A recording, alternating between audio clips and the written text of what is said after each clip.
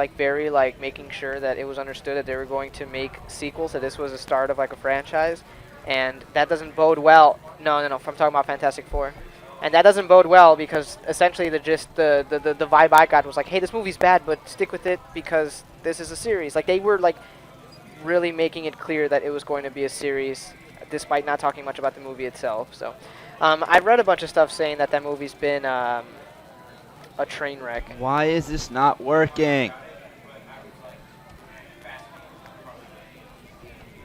Yeah, I don't know. I don't think the DC movies are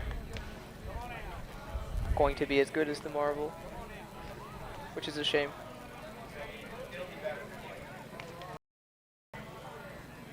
Oh yeah, for sure.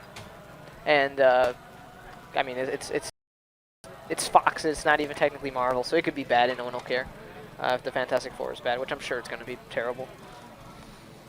This is a problem for this, though, the fact that it isn't working. All right. Wait, is this refilling, Greg?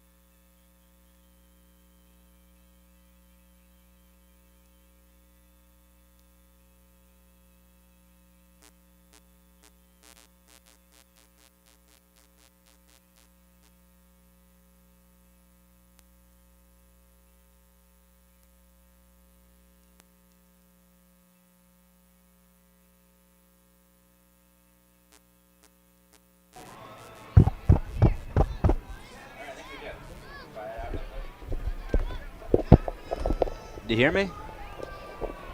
Speak? Yeah, we good? Yeah. You hear me right? Yeah. Just Okay. keep talking a little louder. Cool, cool. Talking, talking. We're making noise. All right, stop Baseball. talking. Stop talking.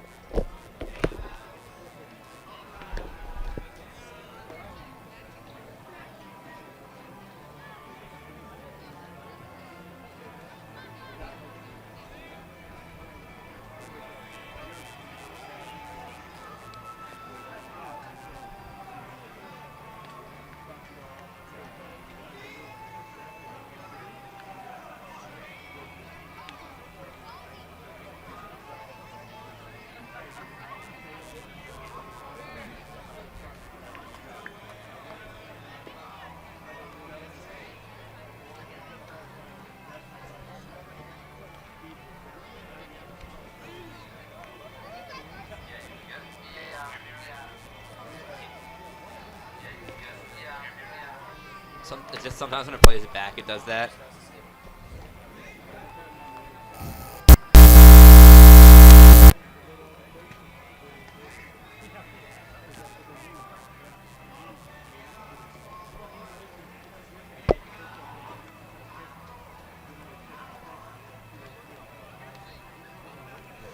No, yeah, when it plays it back, sometimes it does that, but.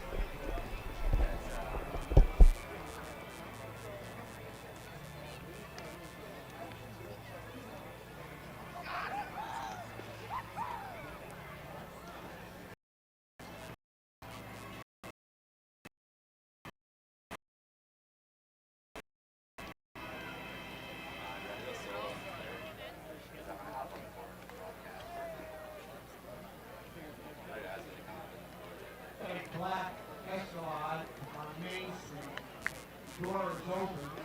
Black Escalade escalating on Main Street. Door is open. Does have the Red Sox plate. Do not have the plate number. Black Red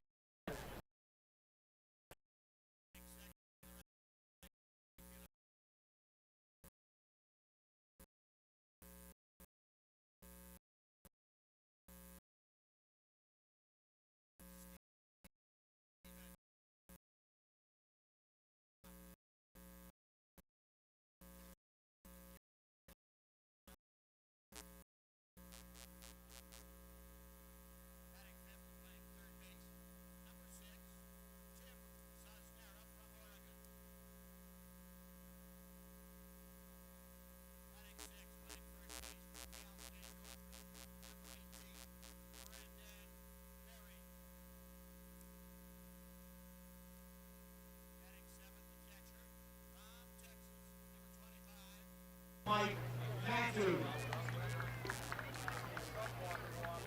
Batting eighth, the designated hitter from South 50, Ross Grosvenor. 99, second baseman for Bryant, number 15, Cole Fabio. And the starting pitcher tonight for the Kettleers, Tom Walker, 28, Matt Milburn. Kettleers center is Trey Moody from State Stop Rehab and Nasty.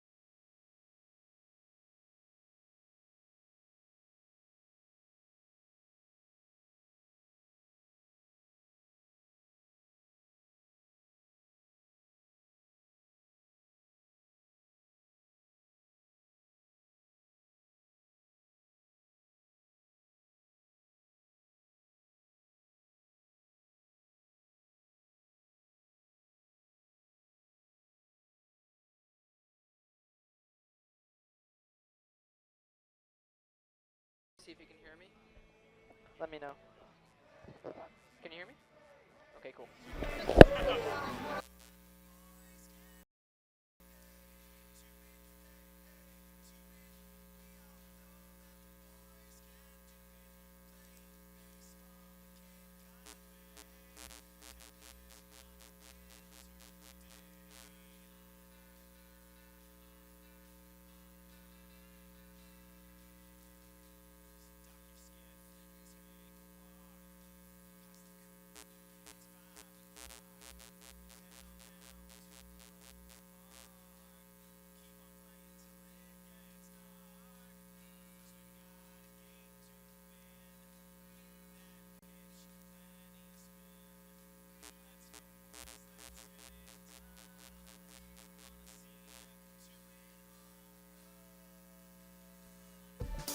You're listening to 2015 Cotuit Kettleers Baseball on the Cape Cod Baseball League Network. 1-1 to Klein. He swings at it and hits that deep into left field. Persico is rounding back there. That ball is out of here. The leg kick and the pitch. Swinging a high fly ball to right, heading towards the corner. That ball is going to go. It is gone. A long home run into the back of the bullpen in right field for Gene Cohn. Runners on second and third. Will Haney 1 and 2. Big swing, fly ball into left field. That ball is going back. That ball is gone. Lennon set, looks to second. Now the pitch. Swinging a high fly ball to left field. That one's deep. Donadio back near the fence. That one is going to one hop off the wall. Weiss rounds third. He comes in to score. Fabio's at second with his first Kettleers hit. It's an RBI double. 2-2 to Klein. Pop up to right field. Billingsley will grab it. Tagging up is Peterson. The throw to home plate is not in time. Court Peterson scores. Here's the pitch. Swinging a high fly ball hit to left field. That one's deep. Donadio back at the track. Looks at the wall. It's gone. Will Haney does it again. Another home run, and it's 9-1 Kettleers. With the Kettleers warm-up, here's Axel Bourne and Dan Silverman. At the twilight's last gleaming, moon's broad stripes and bright stars, through the perilous fight, over ramparts we watched, were so gallantly streaming, and the rocket's red glare, the bombs bursting in air, gave proof through the night that our flag was still there. Oh, say does that star-spangled banner yet wave o'er the land of the free and the home of the brave.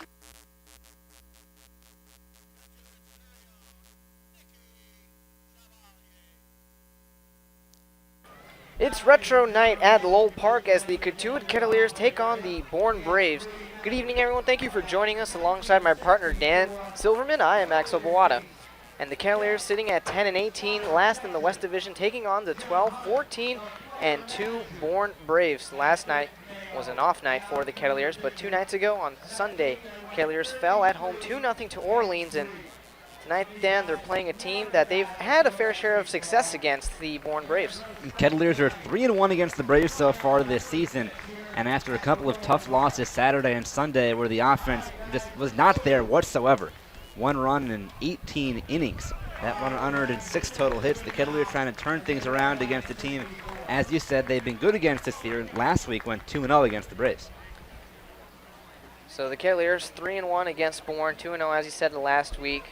Kettleers in 4 games have scored 15 runs, Bourne Braves 13. So despite the 3-1 record, it's been a pretty close series, and the last game that these two teams will play, if the Kettleers win today, they can lock 4 of 6 at the very least against the Bourne Braves. Lineups for Cotuit. We'll actually just start with the pitching matchup. Going on the mound for Cotuit is Matt Milburn. Matt Milburn, a righty from Dallas, Texas, attends Wofford College, going to be making his 4th start and his 5th appearance. Record, but a good ERA of 2.74. He's pitched 19 and 2/3 innings, has struck out 19 batters, given up 20 hits, but has only allowed 1 walk in his 4 appearances. And pitching against the Braves for the 3rd time this season, including probably his worst Monday in Bourne. Didn't make it out of the 5th inning, gave up 3 runs in that start, but the Kettleers rallied late in that game, including 2 in the 9th inning, to get the win. So he's familiar with this lineup familiar with him. So we'll see how both teams able to adjust to that. Tied for a season high 3 earned runs, gave up a season high 9 hits, and in that outing, as you said, Dan, 4 and 2/3 innings, gave up a walk, and that's the only walk he's given up in about 20 innings of work. Defensively for Cotuit, Michael Cantu is doing the catching behind home plate. Brandon Berry playing first base. Cole Fabio at second. Shortstop, Mike Paez. And in third base for his 7th straight game is Tim Cisnera. Outfield looking a little bit different. Brett Stevens in left field. Jaron Kendall in center. And now Jack Klein. He played in a game on Sunday, but he was injured. Missed a couple games for the Kettleers. He's playing right field now. Normally plays center field, but with Jaron Kendall here and an injury to Court Peterson and Matt Albanese, Jack Klein is in right. Lineups for the Bourne Braves. Nick Solak will be leading things off. Batting second is Camden Duznak. Ryan Bolt. Peter Alonso batting cleanup. Third baseman Corey Jolks batting 5th. Max McDowell, the catcher, batting 6th. Right fielder Vince Fernandez batting 7th. Mike Garzillo, second baseman, at batting 8th. And batting 9th is Jacob Robson. We'll talk a bit more about the pitching matchup a little bit later. Bourne Braves taking the mound is Nick Jensen Clag, but that'll be in the bottom of the inning. And we're just moments away from getting this game started here. So before first pitch, Matt Milburn and Michael Cantu having a discussion. And stepping to the box is the righty Nick Solak.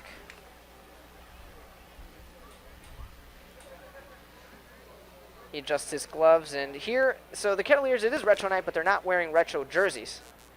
Wearing their home whites with the maroon pinstripes. First pitch to Nick Solak, fastball outside corner for a called strike, and we're underway. Solak, where's number 2? Attends Louisville. He's playing tonight. Takes a second pitch fastball off the outside corner, 1 ball, 1 strike.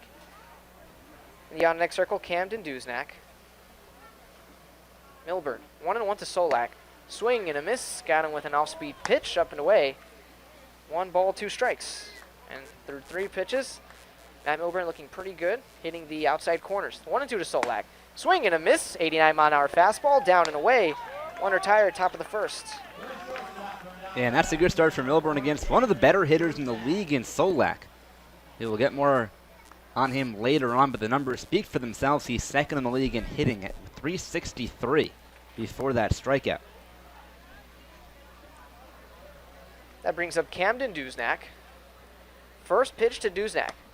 Fastball outside corner misses, 1 ball, no strikes, and we're seeing Matt Milburn attack with the fastballs on the outside. 1 ball, no strikes, swing and a miss. Might have tipped it into the glove of Cantu. Evens the count 1-1, another 89-mile-an-hour fastball. Stepping back into the box is Camden Duznak. Here's the pitch. Swung on, base grandstand. Balls 2 strikes now. In the on-deck circle is Ryan Bolt. Duznak on the season, batting .206 through 27 games. Pitch fouled to the right side out of play. Barely got his bat on a 90-mile-an-hour fastball, down and away.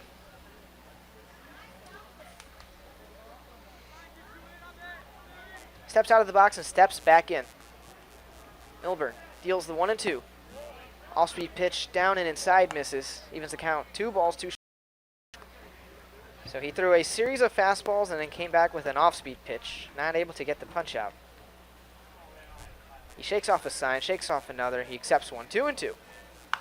Swung on, popped up, will stay near the Bourne dugout and falls. You saw there Brandon Berry and Matt Milburn running toward it, but couldn't get to it.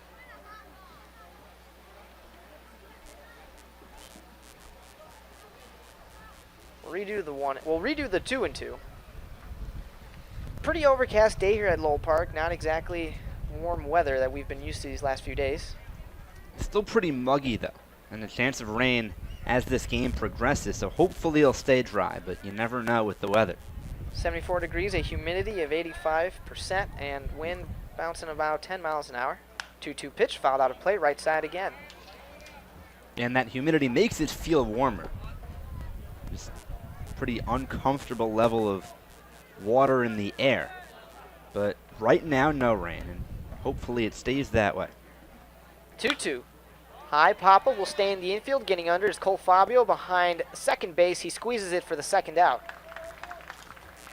And Matt Milburn retires the first 2 batters he faces. Home plate umpire is Matt McMahon. First base umpire Rudy Firmbach. Third base Ricky Antonio. Brings up Ryan Bolt, center fielder from the University of Nebraska. Throws righty but bats lefty. Facing off against the righty pitcher Matt Milburn. First pitch to Bolt. Takes an off-speed pitch at the knees for a strike, 0-1.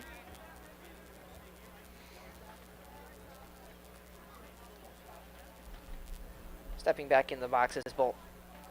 Milburn looking for a 1-2-3 inning. The 0-1. Fastball inside misses.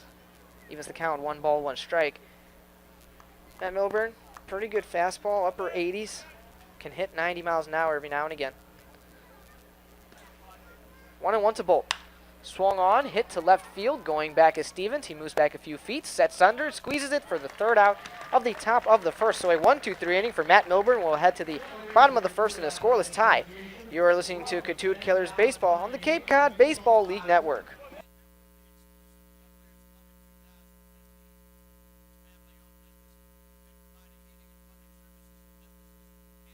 Convenient urgent medical care by Cape Cod Healthcare now offers Cape Cod residents and visitors convenient urgent medical care by emergency room trained physicians at the Fontaine Outpatient Center in Harwich and the Stoneman Outpatient Center in Sandwich.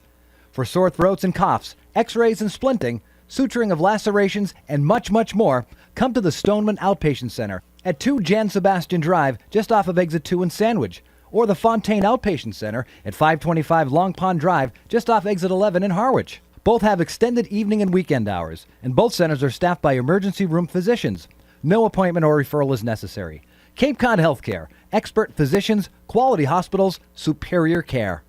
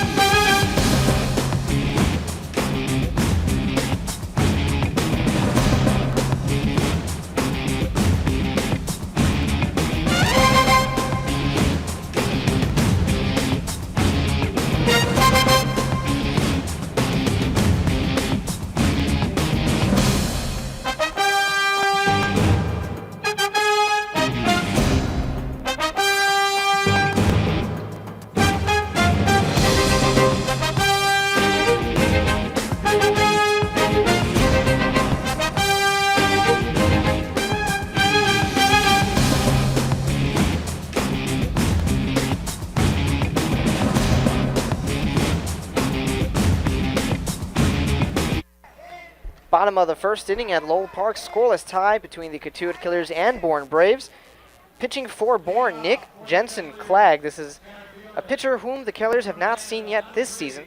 And leading things off for the Kettleers, Jaron Kendall. He struggled a bit in his first couple games as a Kettleer, but had a coming out party a couple nights ago against Brewster. Went 3 for 4 with a triple. So he steps into the box. First pitch to Kendall. Swung on, 87 mile an hour, down and in. He's behind 0-1. And in that 3 for 4 performance for Kendall, he hit the ball hard all 4 at-bats. So a very good sign for a guy who'd strike times going into that game. 0-1 pitch, swing and a miss. Got him with a breaking ball. Falls behind 0-2, and he swung well in front of that pitch. Nick Jensen-Clegg, righty from Kent State University, making his 4th start and 5th appearance. 1-2 record, 2.41 ERA. 0-2 fastball upstairs. Kendall doesn't bite. 1 ball, 2 strikes. He's pitched 18 and 2/3 innings, has struck out 24 batters, has walked 10, and has allowed 11 hits. Opponent's hitting 164 off of him. Off-speed pitch outside misses. 2 balls, 2 strikes. So the Kettleers, as I said, wearing their white jerseys with the maroon pinstripes. Bourne wearing their blue road jerseys. 2-2 to Kendall. Swung on, popped up, stays in the infield, goes behind home plate. Going to it is Max McDowell, and it falls out of play. And bounces a bit in the Cotuit, the parking lot. We'll redo 2-2. So the Bourne Braves on the road wearing their blue jerseys with the white numbers with the red linings. Their sleeves also have some red, and on the sides of their shirts, down the armpits to the waist, some white. A lot of colors, a lot of colors. 2-2 to Kendall. Swing and a miss, 88-mile-an-hour fastball. Punches him out. 1 retired, bottom of the first. That brings up Jackson Klein, who against Wareham fouled the ball off his foot, his left foot. That was back on the 7th. He hadn't appeared in the game since Sunday, and that was against Brewster. He went 0 for 2 in that ball game. And Klein struggling a bit, had a 9-game hitting streak. Since then, just 1 hit. First pitch to Klein, swung on, hit opposite field, out of play, right side, along the first base bleachers. And Klein 1 for his last 14, spanning 4 games since that hitting streak that you talked about, Axel. And went 0 for 2 after pinch hitting on Sunday. Was so upset after the game, even with his injured foot, was taking swings off a tee in the batting cage. Takes a fastball inside for a ball, 1 ball, 1 strike. So, since he's 1 for 14 in his last 14 at-bats, batting average now an even 300. Takes a curveball low and inside for a ball. Just off the corner, didn't miss by much. He steps out of the box, steps back in. I'll get you the defensive arrangement for Bourne in just a second. 2-1 to Klein. Swung on, grounded along third base, past a diving Corey Julks and foul. Didn't miss by much. It evens the count. 2 balls, 2 strikes. So Nick Jensen Clegg doing the pitching, Max McDowell doing the catching, Peter Alonso playing first base, second base Nick Solak, Corey Julks the third baseman. We just heard him dive right there on that foul ball. Camden Duznak, the shortstop, left, center, and right is helmed by Jacob Robson, Ryan Bolt, and Vince Fernandez. Righty pitcher deals to the righty hitter Klein. 2-2. Swung on, line drive, left field. Getting under it now is Camden Duznak. He had to get into shallow left center, and that's 2 retired.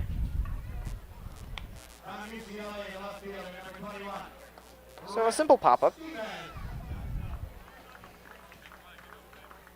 Now Nick Jensen Clegg looking to match Matt Milburn with a 1, facing off against Brett Stevens. Stevens bats lefty. He's playing left field. He too has struggled a bit in July. He's 5 for 33 this month. Takes a fastball outside corner for a ball. His batting average has dipped all the way to 246. Takes a 1-0 upstairs for another ball. That was an 89-mile-an-hour fastball. Had a good game the last time these two teams linked up. He went 1 for 3 with 2 RBIs. Takes a fastball inside corner for a ball 3-0, and he's well ahead right now. In that game, he drew a walk. He's 1 ball away from drawing another one right here. 3-0 pitch. Fastball taken down Broadway. Called strike. 3-1's the count. Jensen Clegg deals. That's a ball. That was a fastball off the outside corner. And Brett Stevens draws his 9th walk of the season. And with 2 outs, Kettleers have a runner on base. So Kendall led things off. Jack Klein batted second, third. Brett Stevens now batting cleanup is Mike Paez batting 5th. Tim Cisnera batting 6th. Brandon Berry. 7, 8, 9 is Michael Cantu, Ross Grosvenor, and Cole Fabio. And we've seen Paez bat cleanup. We've seen him bat pretty much everywhere in this order. First pitch to Pius, swung on, popped up. It'll stay in the infield. Getting under it is Clegg, and now getting under it is the catcher, Max McDowell. He's running toward the Cotuit dugout. He squeezes it for the out. So the Kettleers get no runs on no hits. Get a walk, but leave a runner stranded. We're through one full, and it's a scoreless tie here on the Cape Cod Baseball League Network. Celebrate history and build for the future, brick by brick. That's the slogan for the Cotuit Kettleers engraved brick fundraiser. The bricks we engrave for you will replace the blank bricks in the plaza area behind home plate. Cheer on the Kettleers, honor that special someone, celebrate a life event, or recognize your business. These are only a few examples of what you might want on your engraved brick. To get started, visit the Kettleers website at www.kettleers.org or stop by the tables under the red tents at all Kettleer home games.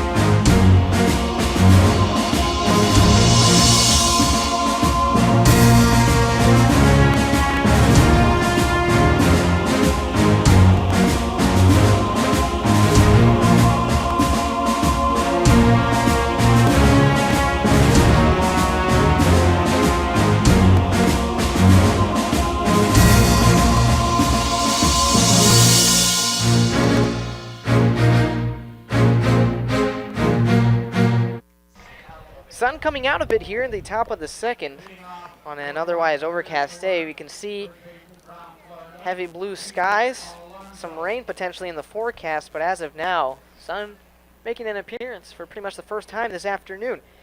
And coming up now is Peter Alonso leading things off here in the second. First baseman, University of Florida. Milburn deals a first pitch, fastball offside or off the outside corner. Alonso ahead, 1 ball, no strikes. Milburn out of the windup. Takes his sign, fires, swung on, chopped to the Cotuit dugout, and along the wall in left field. Evens the count, 1 ball, 1 strike. So the Kettleers coming off a 2-0 loss against the Brewster Whitecaps a couple days ago. The Bourne Braves, a couple nights ago at home, 8-6 losers to Falmouth. Another fastball up and away. And that was a tough loss for the Braves. The Commodores made 6 errors in that game. But the Braves went 3 for 18 with men, and that's the biggest reason why they lost. Just couldn't take advantage. 2-1 to Alonso, fouled out of play, right side. And Falmouth currently on a 4-game winning streak. They're 2 games in front of Cotuit for the 4th and final spot in the West. They're 12-16.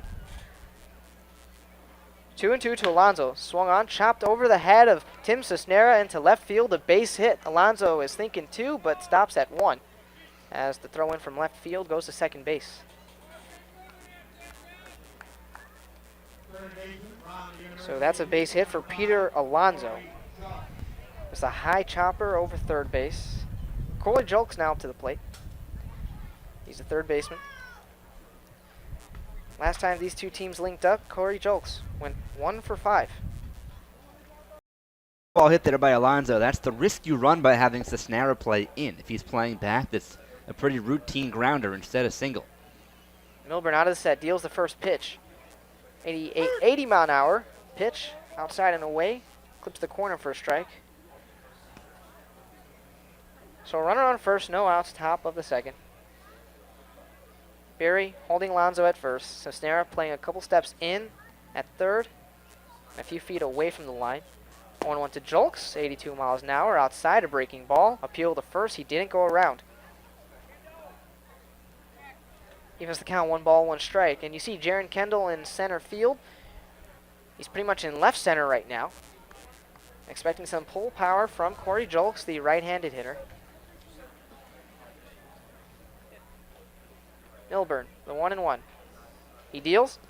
Julks has a swing at it. Breaking ball is blocked to the right of home plate by Cantu. Michael Cantu, a catcher from Texas.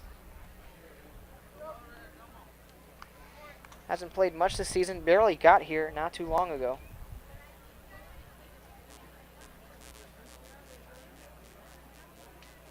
The pitch to Julks, swing and a miss, a breaking ball blown away. He gets fooled, evens the count 2-2. And Julks' last 9 road games has a 9-game hitting streak, but exactly 9 hits. So 1 hit each of the last 9 road games, not blowing out or blowing away the numbers there, but he's been consistently getting on base, which is important. 2-2. Foul to the fence along first base line. We'll redo the 2-2 rather. And as I mentioned a little bit earlier, center fielder Jaron Kendall playing well into left, and right fielder Jack Klein shading a bit toward right center.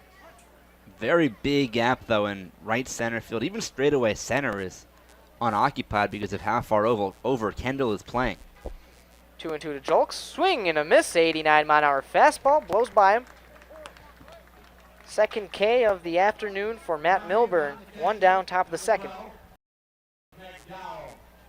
Well, Julks has struck out a lot this year. That's his 30th strikeout.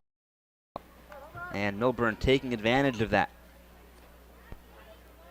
Max McDowell now up to the plate.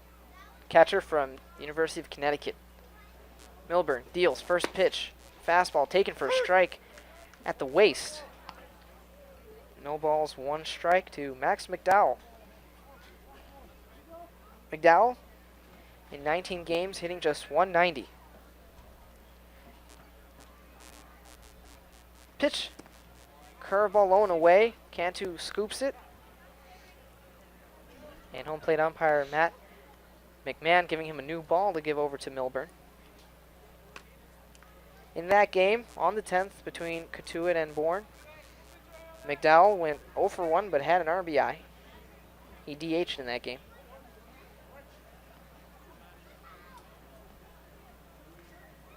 Milburn, 1-1, deals.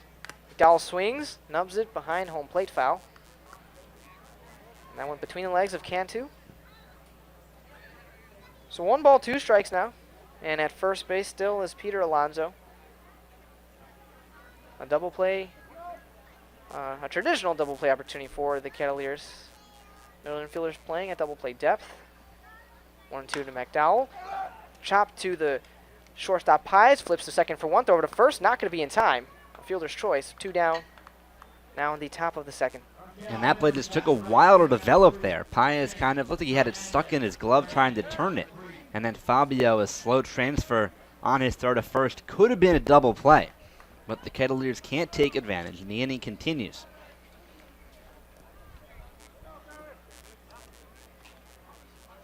So 6-4 on the fielder's choice.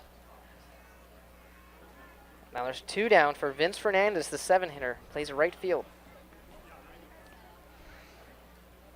Milburn deals first pitch. Fastball taken upstairs, 1-0.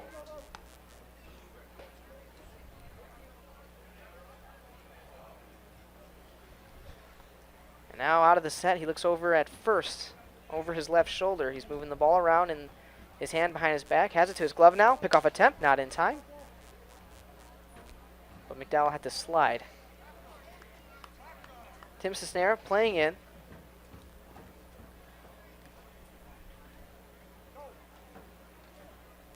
Milburn.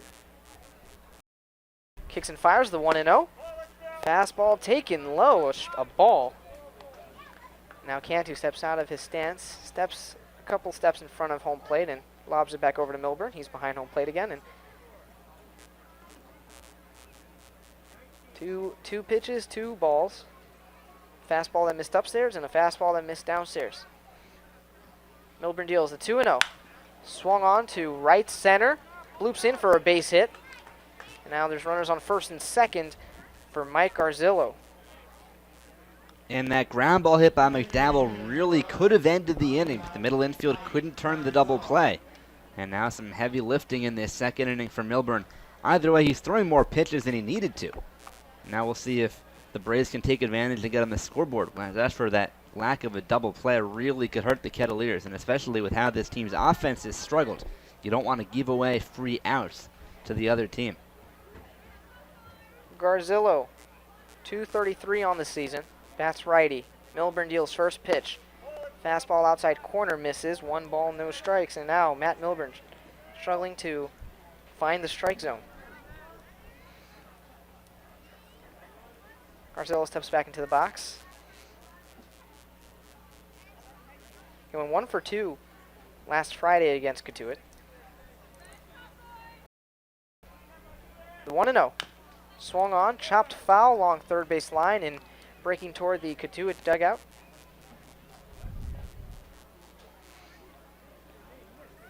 Fifth batter that Milburn has had to face in the second inning. Had a quick and easy 1-2-3 inning to start off this ball game. Having to here in the second. Milburn looks at second. Looks again. 1-1. Garzillo, line drive right to Paez. He had to jump and scoop it, but he makes the catch. What an athletic grab by the shortstop, Mike Paez. So that ends the top of the second. Bourne Braves score no runs on 2 hits and leave 2 batters on base. We head to the bottom of the second. Still a scoreless tie here at Lowell Park. You're listening to Cotuit Kettleers Baseball on the Cape Cod Baseball League Network. Do you know what that sound is? That's your new digital marketing department. And that'll be your new web designer. And that's Haibu, where these experts are joined by many more, from web designers to search marketing specialists who work hard to get your business noticed online and on mobile. Best of all, Haibu can do it all for you, or give you the tools to do it yourself. To find out more, go to haibu.com. That's HIBU.com. Or call 855-464. Oh, that'll be your next new customer. Haibu, made for business.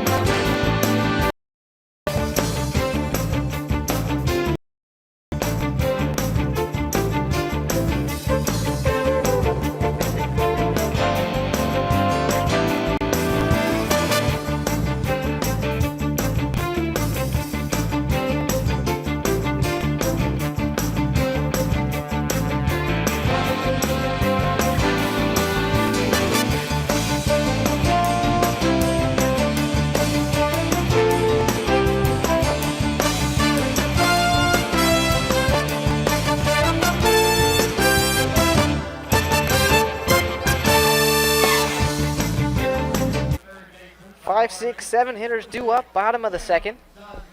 Axel Guan and Dan Silverman on the call. A scoreless tie here at Lowell Park, and Mike Paez potentially saving a run with a great leaping catch to end the top of the second. Tim Cisnero now up to the plate. Takes a first pitch. Off-speed pitch, 1-0 is the count. Missed a bit below the knees. After Cisnero, Brandon Berry and Michael Cantu. And still on the mound for Bourne, Nick Jensen-Clag, who had pretty quick and painless first inning. Pitches to Cisnero. Fly ball, left center. Coming in is Ryan Bolt, and making the catch instead is Jacob Robson. Both the left fielders and center fielders were running toward left center. So 2 pitches and an out for Jensen-Clegg. Sure he's happy about that result. And now Brandon Berry stepping up to the plate. And that ball looked like it really held up a while and off the bat, like it might have had a chance to drop in. But hung up, I think either Robson or Bolt could have made the play, but Robson had the easier angle. First pitch to Berry. Fastball inside, taken for a ball. 1-0 is the count. Berry, 2 nights ago against Brewster, went 0 for 3. Was hit by a pitch. And against Bourne on Friday, went 1 for 3 with 2 RBIs. Also was hit by a pitch. Swings at the 1-0, fouls it, opposite field, out of play. He had a 2 RBI single. Was really instrumental in that Kettleers 4-3 win. The righty steps out of the box, steps back in. Jensen-Clegg out of the windup, the 1-1. Curveball taken for a ball inside. Count is 2 balls, 1 strike.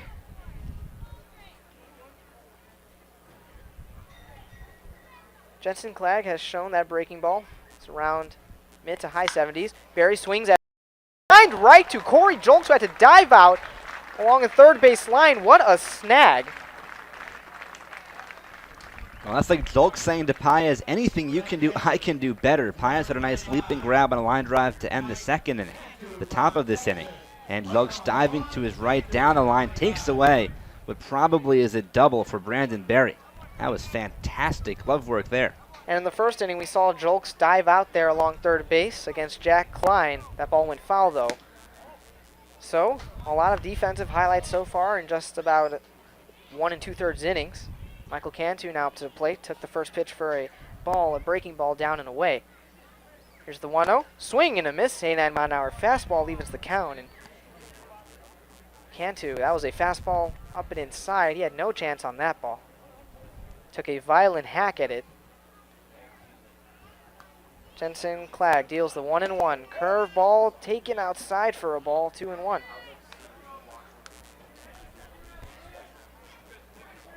All defense helping out Jensen Clegg. Corey Jolks with an incredible diving catch. 2-1. Fastball taken outside corner, a called strike. 2 balls, 2 strikes.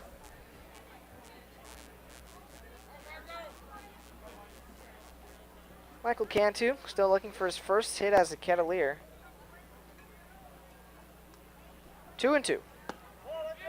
83-mile-an-hour fastball, breaking ball outside, appeal to first. He didn't go around. Draws the count full, 3-2. Taking his time now, just outside the box.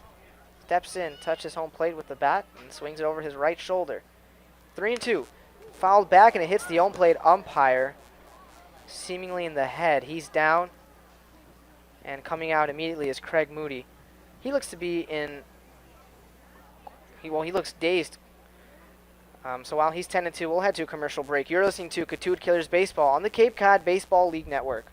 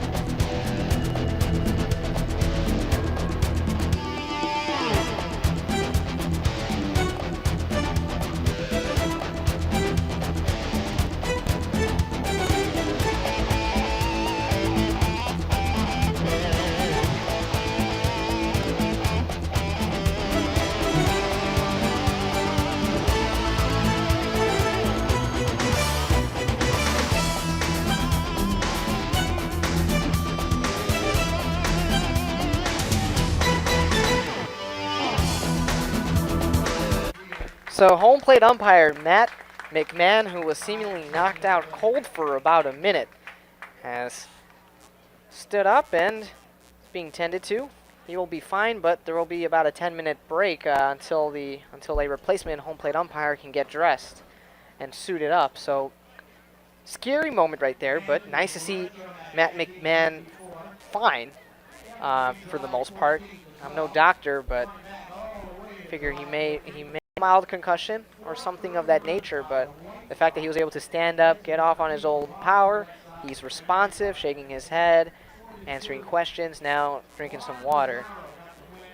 And we joke a lot on the broadcast about, the home plate umpires are tough. They get balls fouled off of their masks, their chest guards, but that's grit right there. I mean, he took a fastball right off the body and somewhere, I think it was the head, and he's up and fine as can be. So we'll be getting another home plate umpire, but there will be a delay to this game now. Yeah. So meanwhile, a little delay in action. We're going to go ahead and continue taking a break. It'll be about 10 minutes, maybe a few minutes less now. But it is the bottom of the second inning, 3-2 count against Michael Cantu. Scoreless tie. We'll resume all that when it picks up. When we here on the Cape Cod Baseball League Network.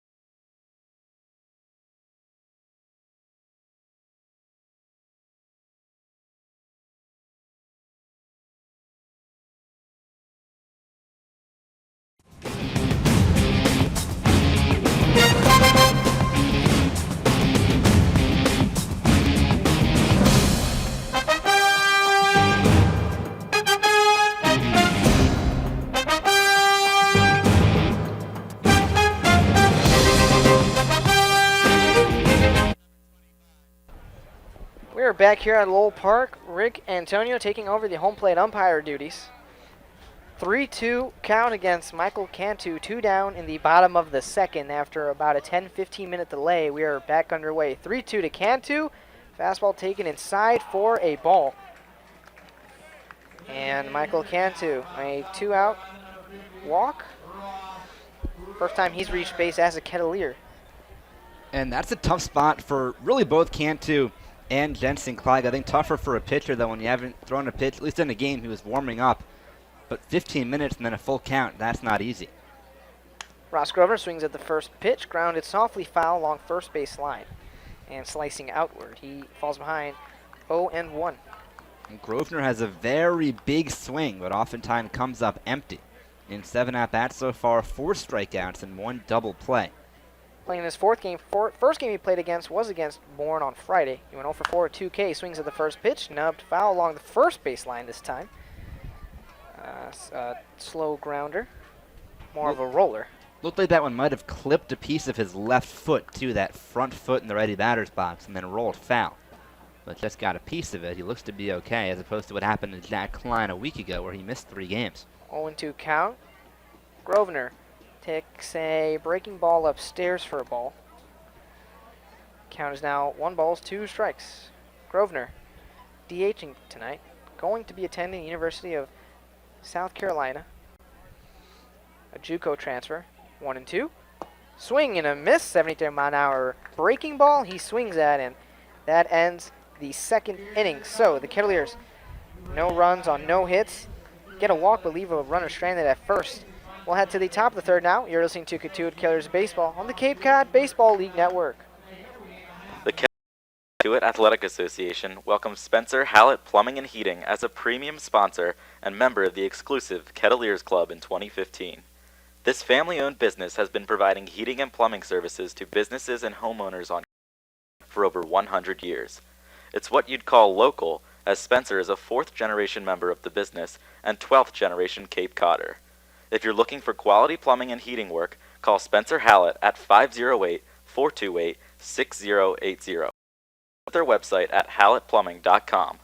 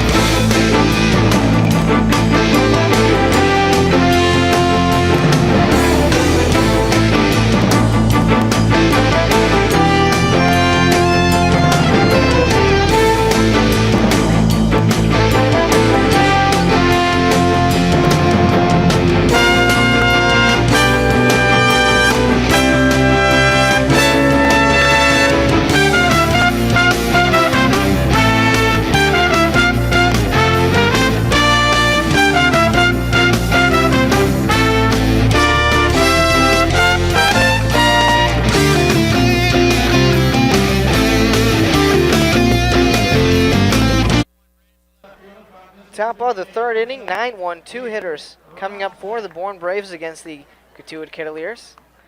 Matt Milburn back out for his 3rd inning of work. Leading things off for Bourne, Jacob Robson, the 9-hitter. Axel Boada on the call. So we're just through 2 innings. Been playing about 45, 50 minutes.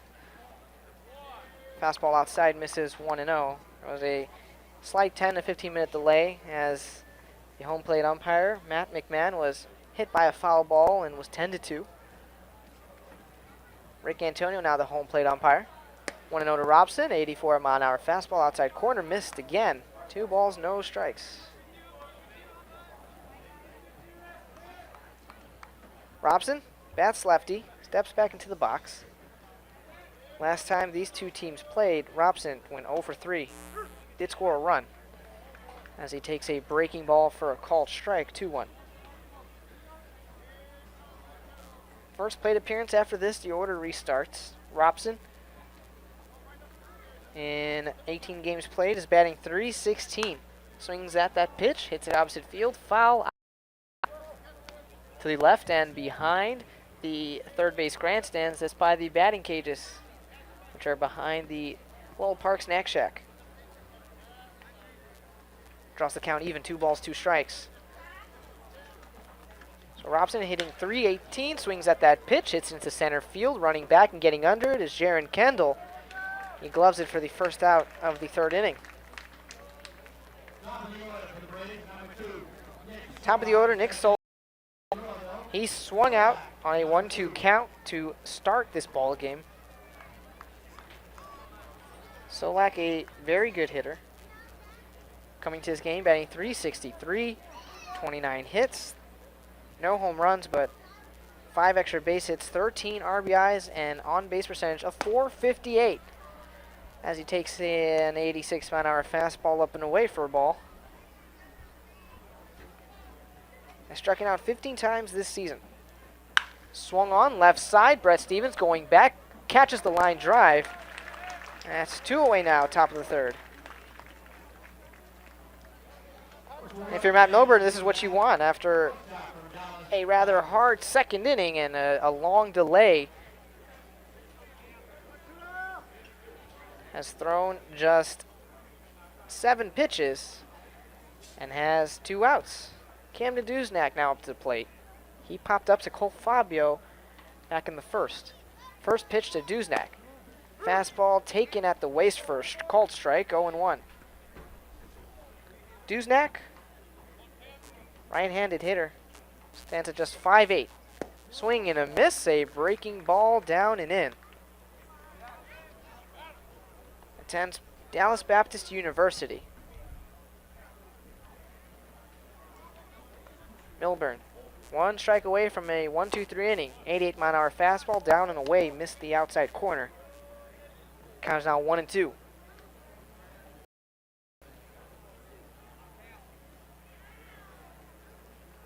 He shakes off a couple signs, accepts one. Deals the 1-2 pitch. Breaking ball down and away, rolls to the right of home plate. And that evens the count 2-2. Camden Duznak not chasing a breaking ball, tailing away from the zone. Steps back into the box. Kicks some dirt and sets his cleats. 2-2 pitch. Duznak. Fly ball, center field. Coming in, left center, Jaron Kendall. And another 1-2-3 inning for Matt Milburn. We're through 2.5, still a scoreless tie here at Lowell Park. You are listening to Cotuit Kettleers Baseball on the Cape Cod Baseball League Network.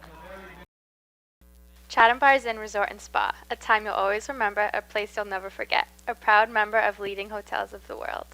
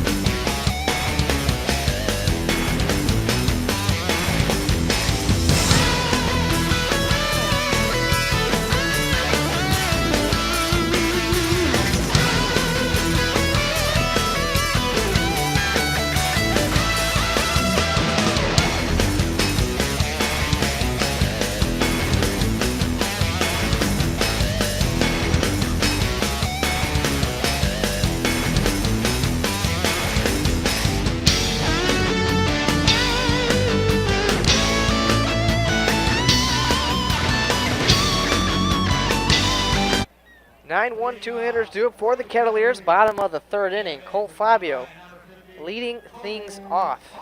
And the Kettleers now officially scored just 1 run in the last 20 innings. Offense has been a struggle all season and has been the case the last couple games. 2-1 loss at Wareham and then a 2-0 loss at home against Bruce. Cole Fabio takes a first pitch, breaking ball for a called ball. 1-0 is the count. Fabio in that game against Bourne back on Friday. Swing and slashed foul out of or behind home plate to the backstop. 1-1's the count. So Cole Fabio last Friday against Bourne, a 4-3 victory, went 1 for 3, with a run scored. Through 10 games played, he has just 2 Kettleers. Shows bunt, punts along the third base line, coming in as Julks, whips it to first for the out. One retired, bottom of the third, and that was a very, very strange-looking bunt by Cole Fabio. That was a fastball up and away. Fabio, a right-handed batter, had to stretch past the bag and bunted it at such a sharp angle up third base. Corey Julks did a good job of charging it and whipping it to first. Would have been a very, very impressive infield bunt single if Fabio was able to beat out the throw. Top of the order now. Jaron Kendall up to the plate. First pitch to Kendall. Fastball up and away. Missed the outside corner. 1 ball, no strikes. Kendall 0 for 1 today, a strikeout.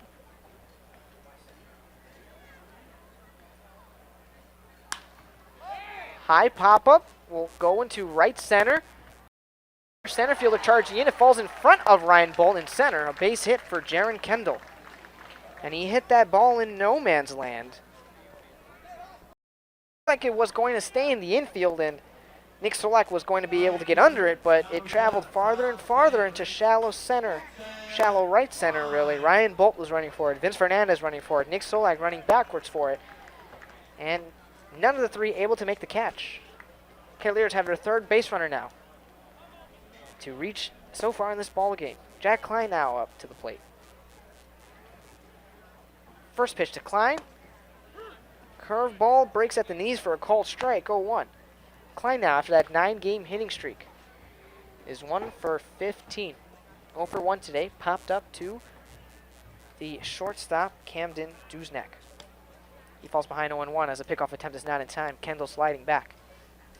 So now just 2 umpires in this ball game. Rick Antonio, the home plate umpire, and Rudy Fernbach playing in the infield grass in front of second base. No one along first base, no one along third base. 0-1 to Klein. Swung on, nubbed to Camden Duznak at short. Throws to second for 1, throw over to first for 2. And they get him a double play. A 6-4-3 double play ends the inning. So the Kettleers unable to get a run. They get a hit, and they leave no one on base. We're through 3 full, a scoreless tie here at Lowell Park. We'll be right back in just a couple minutes on the Cape Cod Baseball League Network. Celebrate history and build for the future, brick by brick. That's the slogan for the Cotuit Kettleers engraved brick fundraiser. The bricks we engrave for you will replace the blank bricks in the plaza area behind home plate. Cheer on the Kettleers, honor that special someone, celebrate a life event, or recognize your business. These are only a few examples of what you might want on your engraved brick. To get started, visit the Kettleers website at www.kettleers.org or stop by the tables under the red tents at all Kettleer home games.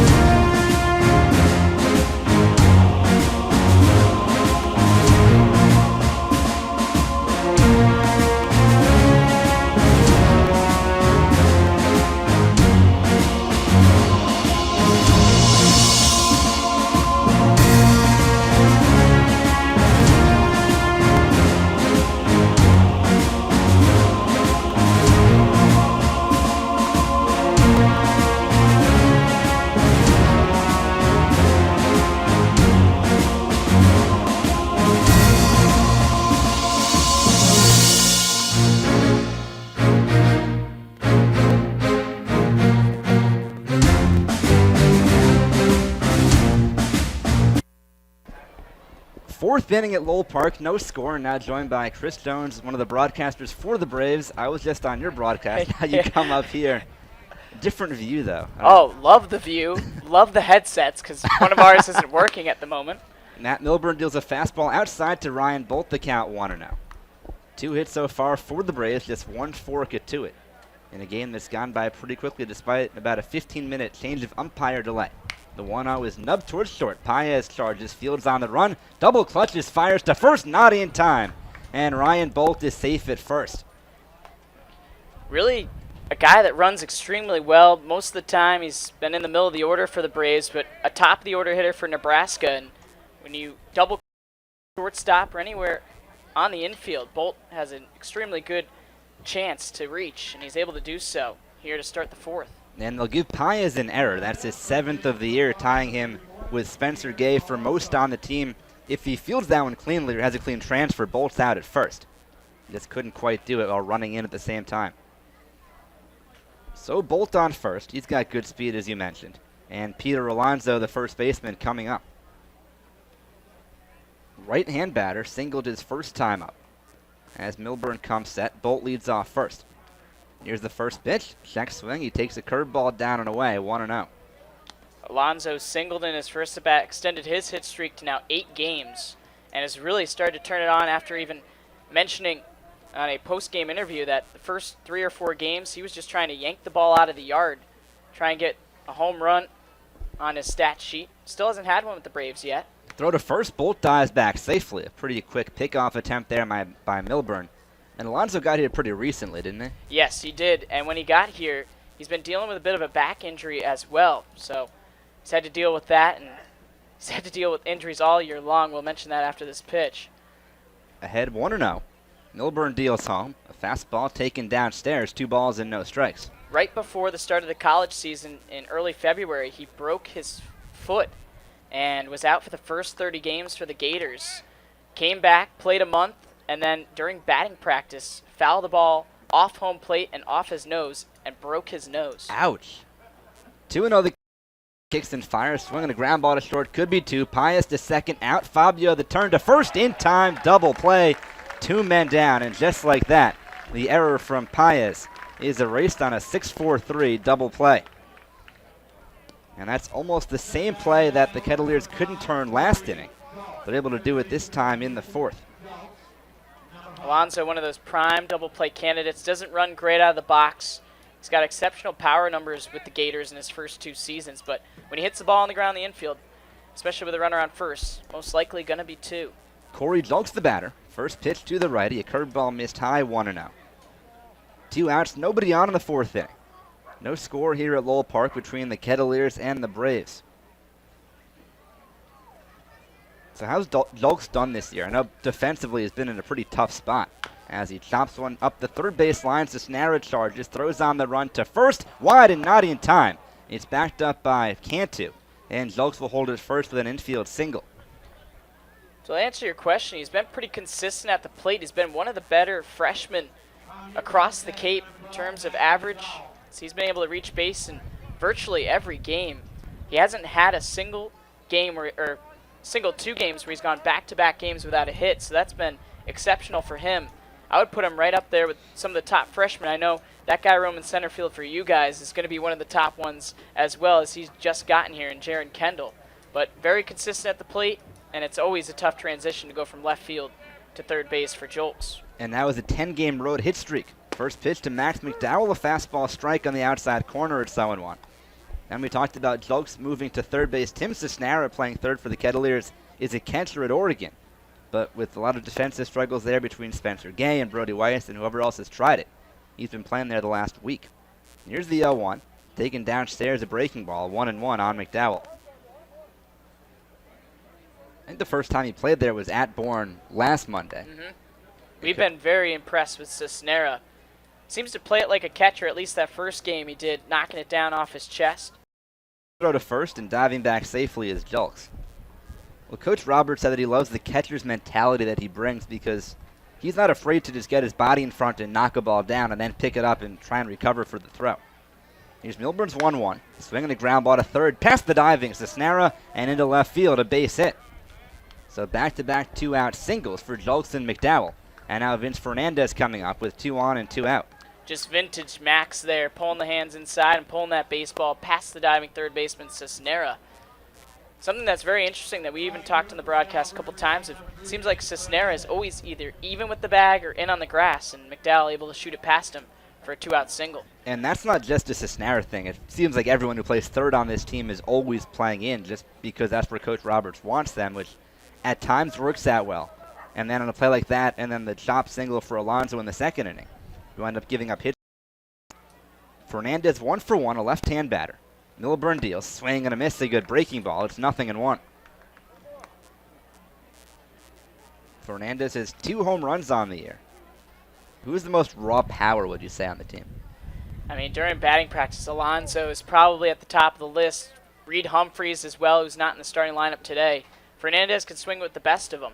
He just has to cut down on those strikeouts. Behind 0-1, Milburn deals, swinging a ground ball to second. Waiting on it is Fabio. He's got it, throws to first in time, and the inning is over. No runs in the inning for the Braves on 2 hits, an error, and 2 left. Middle of the 4th, no score at Lowell Park on the Cape Cod Baseball League Network. Give the gift of life. Donating blood is an easy, quick, safe way to save a life. Blood collected at Cape Cod Healthcare blood drives stay on Cape Cod and is used to treat people here. For information on upcoming blood drives, or if your organization is interested in sponsoring a blood drive, visit capecodhealth.org or call 508-862-5278. Cape Cod Healthcare. Expert physicians, quality hospitals, superior care.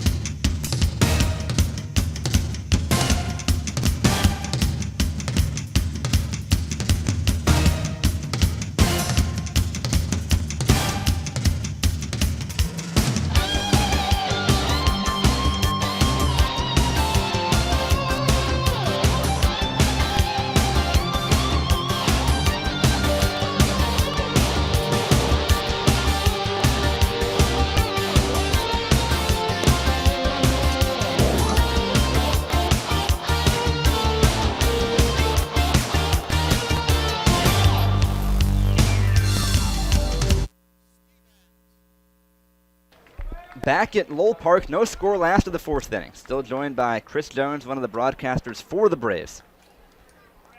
Would it be funny if now it started raining on Kerry? I think it would be extremely funny and deserving. Brett Stevens leads things off, a left-hand batter. The righty Jensen Clack deals a curveball upstairs, 1-0. Any particular reason why he deserves it? Oh, no, it's just a total joking manner between the two of us. Here's the 1-0 to Stevens. Swinging a dribbler foul behind home plate. The count evens 1-1. You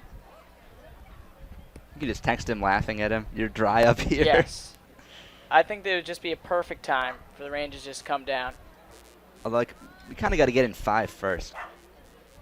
I think top of the 6th. I'll take a tie today. I really will. Well, just 0-0. You guys through are 5. used to ties, aren't you? Yeah, 2 already. Here's the 1-1 pitch. Swinging a high chopper up the middle to his left is Duznak. He can't get there. It's into center field. A base hit for Brett Stevens. Takes a wide turnaround first to a hold there.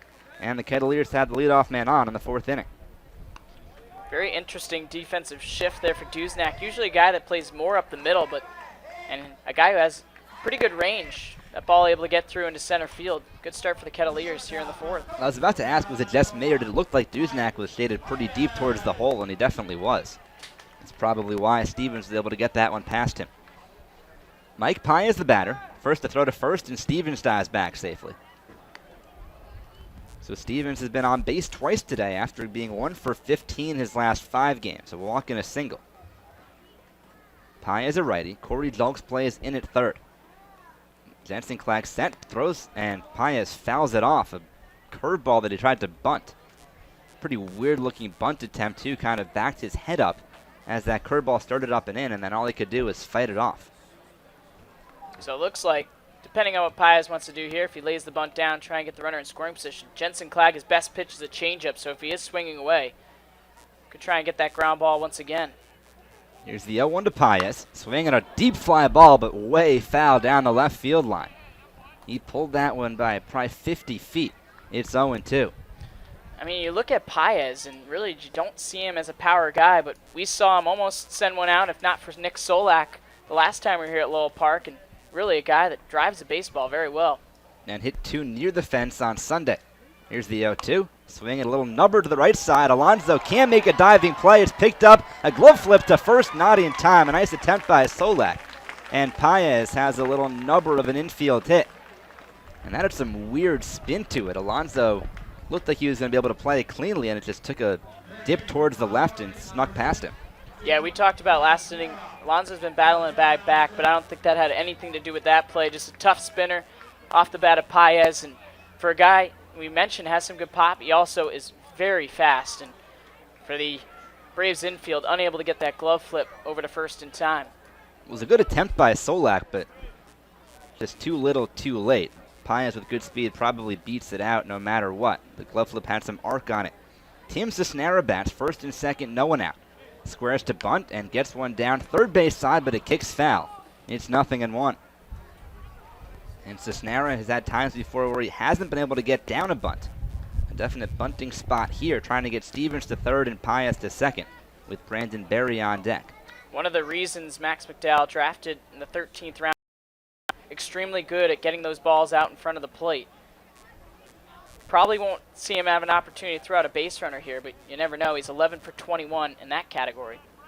0-1 on Cisnera, who squares. Jensen Clag spins to second, and nothing doing. Stevens back to the bag.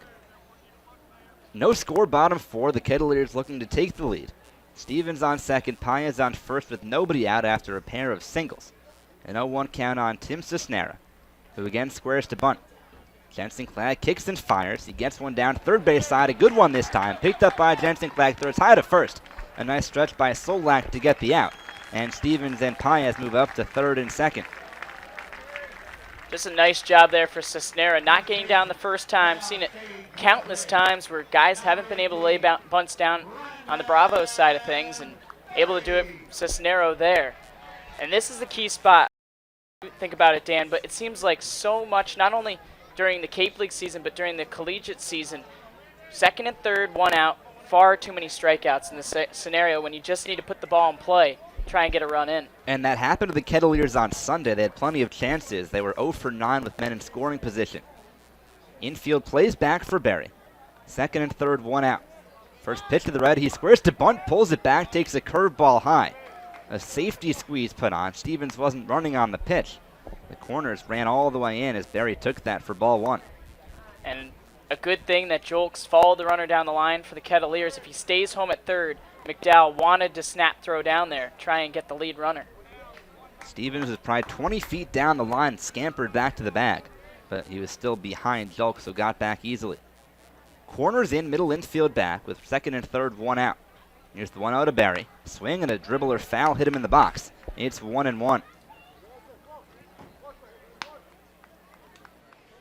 Winning that game on Sunday, the Kettleers had so many chances.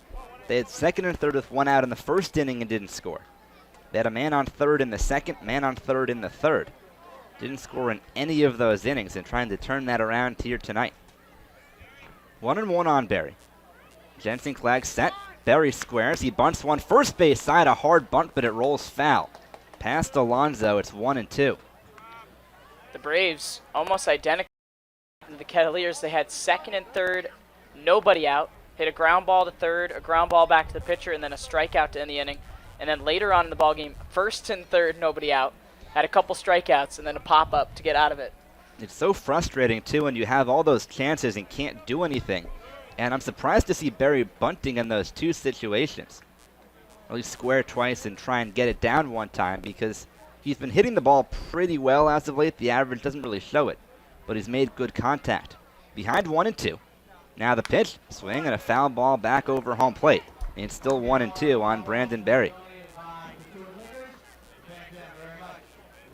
So we talked about, or you told me before the game, Jensen Clag is a great changeup. Is that probably his go-to pitch for a strikeout here? That would be his go-to, I would think, here, unless he wants to try and elevate the fastball and try and get Berry to chase that pitch or pop it up to an infielder. Strikeout would be big. The count 1-2 on Berry. Second and third, one out. Jensen Clag set. The 1-2 pitch. Swinging a ground ball to short. That'll get a run in. Duznak gloves, throws to first in time for the out. Stevens scores. Paez goes to third. And the Kettleers have a 1-0 lead. You just really have to tip your cap to Brandon Berry. He's asked to square to bunt a couple times. Ends up getting 2 strikes on him, and that's exactly what you need. You don't need a base hit. All you need is a productive out to a middle infielder who are both back, and he's able to get the job done. Get the Kettleers out in front. And that's a big reason, I think, why the Kettleers didn't score with all those chances they had on Sunday. Guys tried to do too much. That's all you have to do there. And Barry did that same thing on Saturday. Ground out to short, drove in a run in the first inning. The Kettleers hadn't scored since then. Pius bluffs down the line. The first pitch to Michael Cantu is a curveball at the knees for a strike, 0-1. Pius trying to force a balk from Jensenklag, who's working from the full windup. Ran about probably a third of the way down the line before slamming on the brakes. 0-1 on Cantu. Still looking for his first Kettleer hit, and now Jensenklag steps off. Max doesn't have many pickoffs of base runners during the Cape League season, but had 5 guys thrown out with Yukon. The 0-1. At the knees, a strike with a breaking ball. It's 0-2. A guy who really likes to snap throw over to first. In this situation, obviously, the runner over at third. Well, Cantu looking for a single here, or some sort of hint to drive in Pius. It's 1-0 Cotuit last of the 4th inning. Here's the 0-2 pitch. Swing and a line drive, just foul down the first base line. 2, and Cantu didn't miss extra bases by much. Love the approach as well. See, a lot of the times, guys not shorten up with 2 strikes. That time, Cantu looked like he took a little bit less of a swing, went to the opposite field with it. Unfortunately, wasn't rewarded as it just went to the right of the chalk. It's a 2-strike approach that you want as a hitter, though. So many guys don't shorten up their swings. That's why in this league there's so many strikeouts. That good approach. The count's still 0-2. Pius runs down the line, and the pitch is taken up and in. Almost hit him. It's 1-2. And Pius really trying to force a balk here from Jensenklag, although he looks pretty comfortable on the mound. 1-2 on Cantu. Jensenklag from the full windup with Pius on third and 2 down. Now the 1-2 pitch. Swing and a miss, strike 3. Got him with a good curveball. And the inning is over. Chris, thank you so much for coming up here. Yeah, thanks for having me. This was fun. Anytime. In the inning, the Kettleers take the lead on a run on 2 hits, no errors, 1 left. At the end of 4th, the Kettleers 1 and the Braves nothing on the Cape Cod Baseball League Network.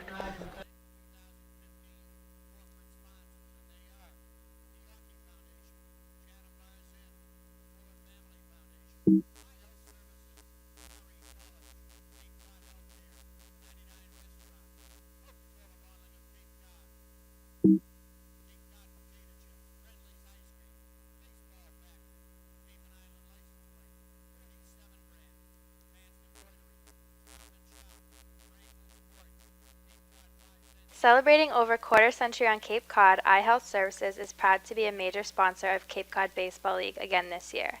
Are you finding it difficult seeing the ball? Let us help you see all the game. Make an appointment at one of our 10 convenient locations on Cape Cod or the South Shore.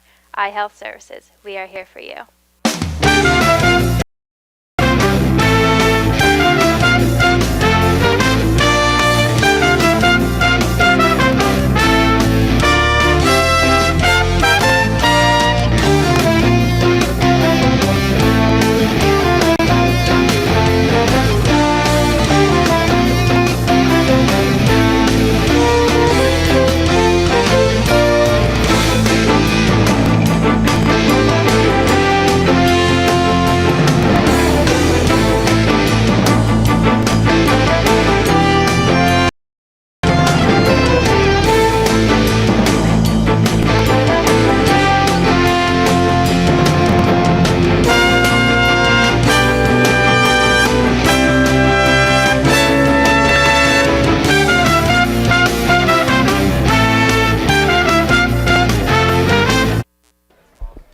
We go to the 5th inning at Lowell Park. The Kettleers lead the Braves 1-0. Axel Bawada, I'm Dan Silverman. Thank you so much for joining us. Matt Milburn on for his 5th inning of work. He's held the Braves scoreless through 4 on 4 hits. Mark Garzillo leads off, takes a fastball strike down the middle. It's 0-1. Garzillo, then Robson, and then Nick Solak, 8, 9, and 1. Here's Milburn's pitch, taken downstairs, a curveball. 1-1 on Garzillo, who's 0 for 1. Lined out to Mike Pius, made a nice leaping play in the 2nd inning. Here's the 1-1. Fastball at the knees, a called strike. It's 1-2. Milburn working quickly. Pitches from slightly on the first base side of the rubber. From the full windup, here's the righties 1-2. Check swing, a fastball taken low. 2-2, they appeal down to first. And Rudy Fernbach says no swing. Didn't look like Garzillo went around, but might as well ask. So 2-2 on the leadoff man in the 5th inning. Infield back all the way around. The 2-2. Swing and a liner right. It's Cisnera at third who makes the catch slightly below the knees. 1 up and 1 down. And Garzillo 0 for 2. But he's hit the ball well both times. That was a good hit from Garzillo. The ball was slicing downward, but getting down to one knee was Cisnera able to make the catch. So 1 up, 1 down. Jacob Robson, a left-hand batter coming up. And we saw there, Dan, in the bottom of the 4th inning, Kettleers able to get a run on. Mike Pius extends his hitting streak to 11 games. Milburn deals a fastball that tails outside 1-0. Most importantly, Brett Stevens started things off, led things off with a single, and Brandon Berry laying down the bunt, but with 2 strikes. Great ground out to short that scored in the run. His situational hitting has been really good these last few games. The 1-0 fastball up the knees, a called strike. And it's 1-1 on Robson, who's 0 for 1. Flew out to center field his first time up. 1-0 Kettleers, 1 out, nobody on, top of the 5th inning. Cotuit looking to end a 2-game losing skid. Here's Milburn's 1-1. Swing and a ground ball to short. Paez waits back on it, scoops it up, and throws high to first over the head of Berry. And safe at first is Robson. And that's 2 errors tonight on Mike Paez. First, a fielding error, and now a throwing error, and that one just sailed way over the head of Berry. Well, the ball was rolling over to Paez. He had plenty of time to set it and glove it, and just was literally just right off the mark right there from the throw. Plenty of time, perhaps too much time. So instead of 2 outs, nobody on. It's Robson on first with 1 down in the 5th inning. And the leadoff man, Nick Solak, coming up. Solak entered today 2nd in the league in hitting. He's on a 7-game hitting streak, a 16-game on-base streak. But 0 for 2 so far, a strikeout and a lineout. But the 5th inning on has been where he's been red hot. First pitch to the righty, a fastball on the inside corner for a called strike. It's 0-1. In the last 7 games, in the 5th inning on, Solak is 10 for 12 with 4 walks. We're in the 5th inning now, so Solak is right where he wants to be hitting. Right-hand batter, behind 0-1. Milburn spins, throws to first, and Robson is caught off the base. Berry throws to Paez, back to Berry, who's running, applies the tag, and they got him. 1-3 to 6-3 on the caught stealing, and Robson eliminated, 2 men away. Well, Robson caught leaning a little bit too early. I don't think Milburn saw him running, but as he stepped off, Robson started to run. And the Kettleers got him in that rundown. So 2 away. Solak still at the plate, behind on the count, 0-1. 2 outs and nobody on, 1-0 Kettleers in the 5th. Milburn back in the full windup. Here's the righty 0-1. Swing and a chopper towards second. Fabio charges, field, throws to first. In time, side retired.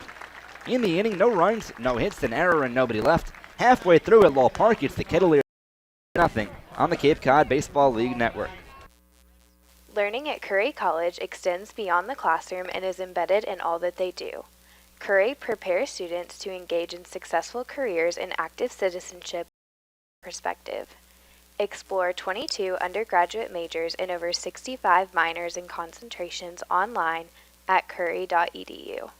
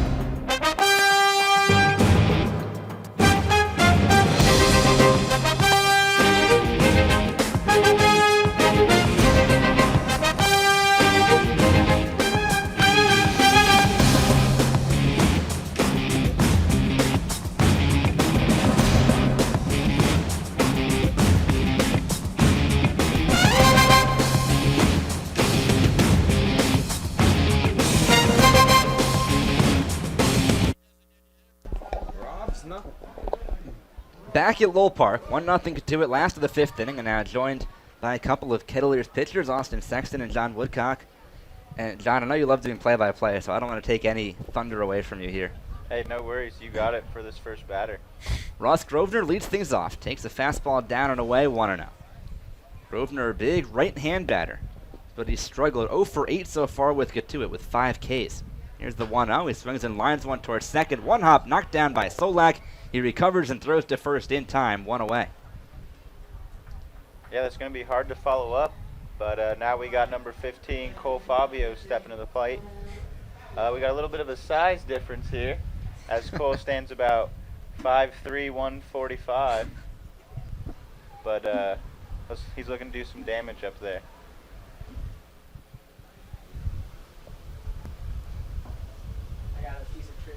Takes down and away a ball, 1-0. Axel has some trivia too.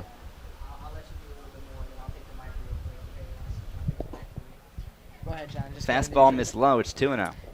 Yeah, hey guys, I have a trivia question. So, last night Todd Frazier won the home run derby. I know where this is going. It's actually not where you think it's going. Okay.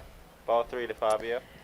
Who won the 2014 home run derby, and who was the runner-up? Frazier was runner-up. I know that. And who won last year? I know that one. I know that part. Oh man, where was it at? Tell me where it was at last year. Strike on 3-0 to Fabio. Do you know where it was at last year? Where was it? Last year? Yes, indeed, Minnesota. Same guy as won it as 2 years ago. Oh, was it Prince Fielder? No. Horrible guess by Sexton. We need like game show, like at buzzer. Get like a sound effect. No, Fabio takes a strike on the outside corner, full count. It wasn't Cano. 2 years ago it was at Citi Field. Same guy won it last year and 2 years ago. Right-hand batter. Fabio lifts one to right. And drifting to his left is Fernandez to make the catch, 2 men away. What team does he play for? That's He's on Cabrera? He's in the Tigers now. But he was on the A's and Cespedes? Yep. Ah, Cespedes, that's right. Yep. Better luck next time, buddy. Hey, I'm just waiting for you for this play-by-play. What you got here? All right, now up for Cotuit, we got a lefty hitter. Kendall. From Vanderbilt, Jaron Kendall, number 3, as he looks at ball 1 outside. We got 2 outs in the 5th. Cotuit leading 1-0, hoping to maintain that lead as Milburn is pitching a really good game. Kendall swings through a 1-0 fastball, evens the count at 1-1. Only pitcher with back-to-back no-hitters. Like consecutive starts? Yep. It's a long time ago. If you don't know it, then it's not someone you'd guess. Sandy Koufax? No. Satchel Paige. No. As Kendall lifts one into high right field, it's going. And it's off the glove of the right fielder. And he's headed bounces home. Back, and he's going for the inside the park home run, and he's safe. Jaron Kendall with the wild inside the park home run, as it bounced off the right fielder's glove as he attempted to rob it and actually got flung back into the field of play. Did that hit the very top of the fence, I think? I think it hit his glove and it flung Oh, back he in. flung it back? Wow. Slingshot action. And you saw some of the speed that Jaron Kendall has around those bases as he didn't even have to slide into home. And that's his first home run as a Kettleer. I was waiting. I figured you have to have a home run call at some point, Yo, right? I didn't think it was out off the bat. Great observation. There's so much intensity between you two. Now we got Klein coming up to the plate, and I'm actually going to go for calling back-to-back home runs here on the 3rd pitch of the at-bat, as the first pitch is a ball 1-0. How do you feel? Specific 3rd pitch. 3rd pitch. We'll see. Just got that feeling, you know? Klein swinging a hot bat, pitcher's leaving the ball up. Ball's flying out today. And we got a 2-0 count. What do you know? Great pitch to be swinging on a fastball. I have to disagree with you on Klein swinging a hot bat. He's 1 for his last 16. But he's getting those hard outs, you know? Now's the time to turn it around, right? Oh, and it It's a ground ball to third. And is thrown out by a couple steps, and we're headed to the sixth. But with Jaron Kendall's home run, Cotuit takes a 2-0 lead over Bourne. Celebrate history and build for the future, brick by brick. That's the slogan for the Cotuit Kettleers engraved brick fundraiser. The bricks we engrave for you will replace the blank bricks in the plaza area behind home plate. Cheer on the Kettleers, honor that special someone, celebrate a life event, or recognize your business. These are only a few examples of what you might want on your engraved brick. To get started, visit the Kettleers website at www.kettleers.org or stop by the tables under the red tents at all Kettleer home games.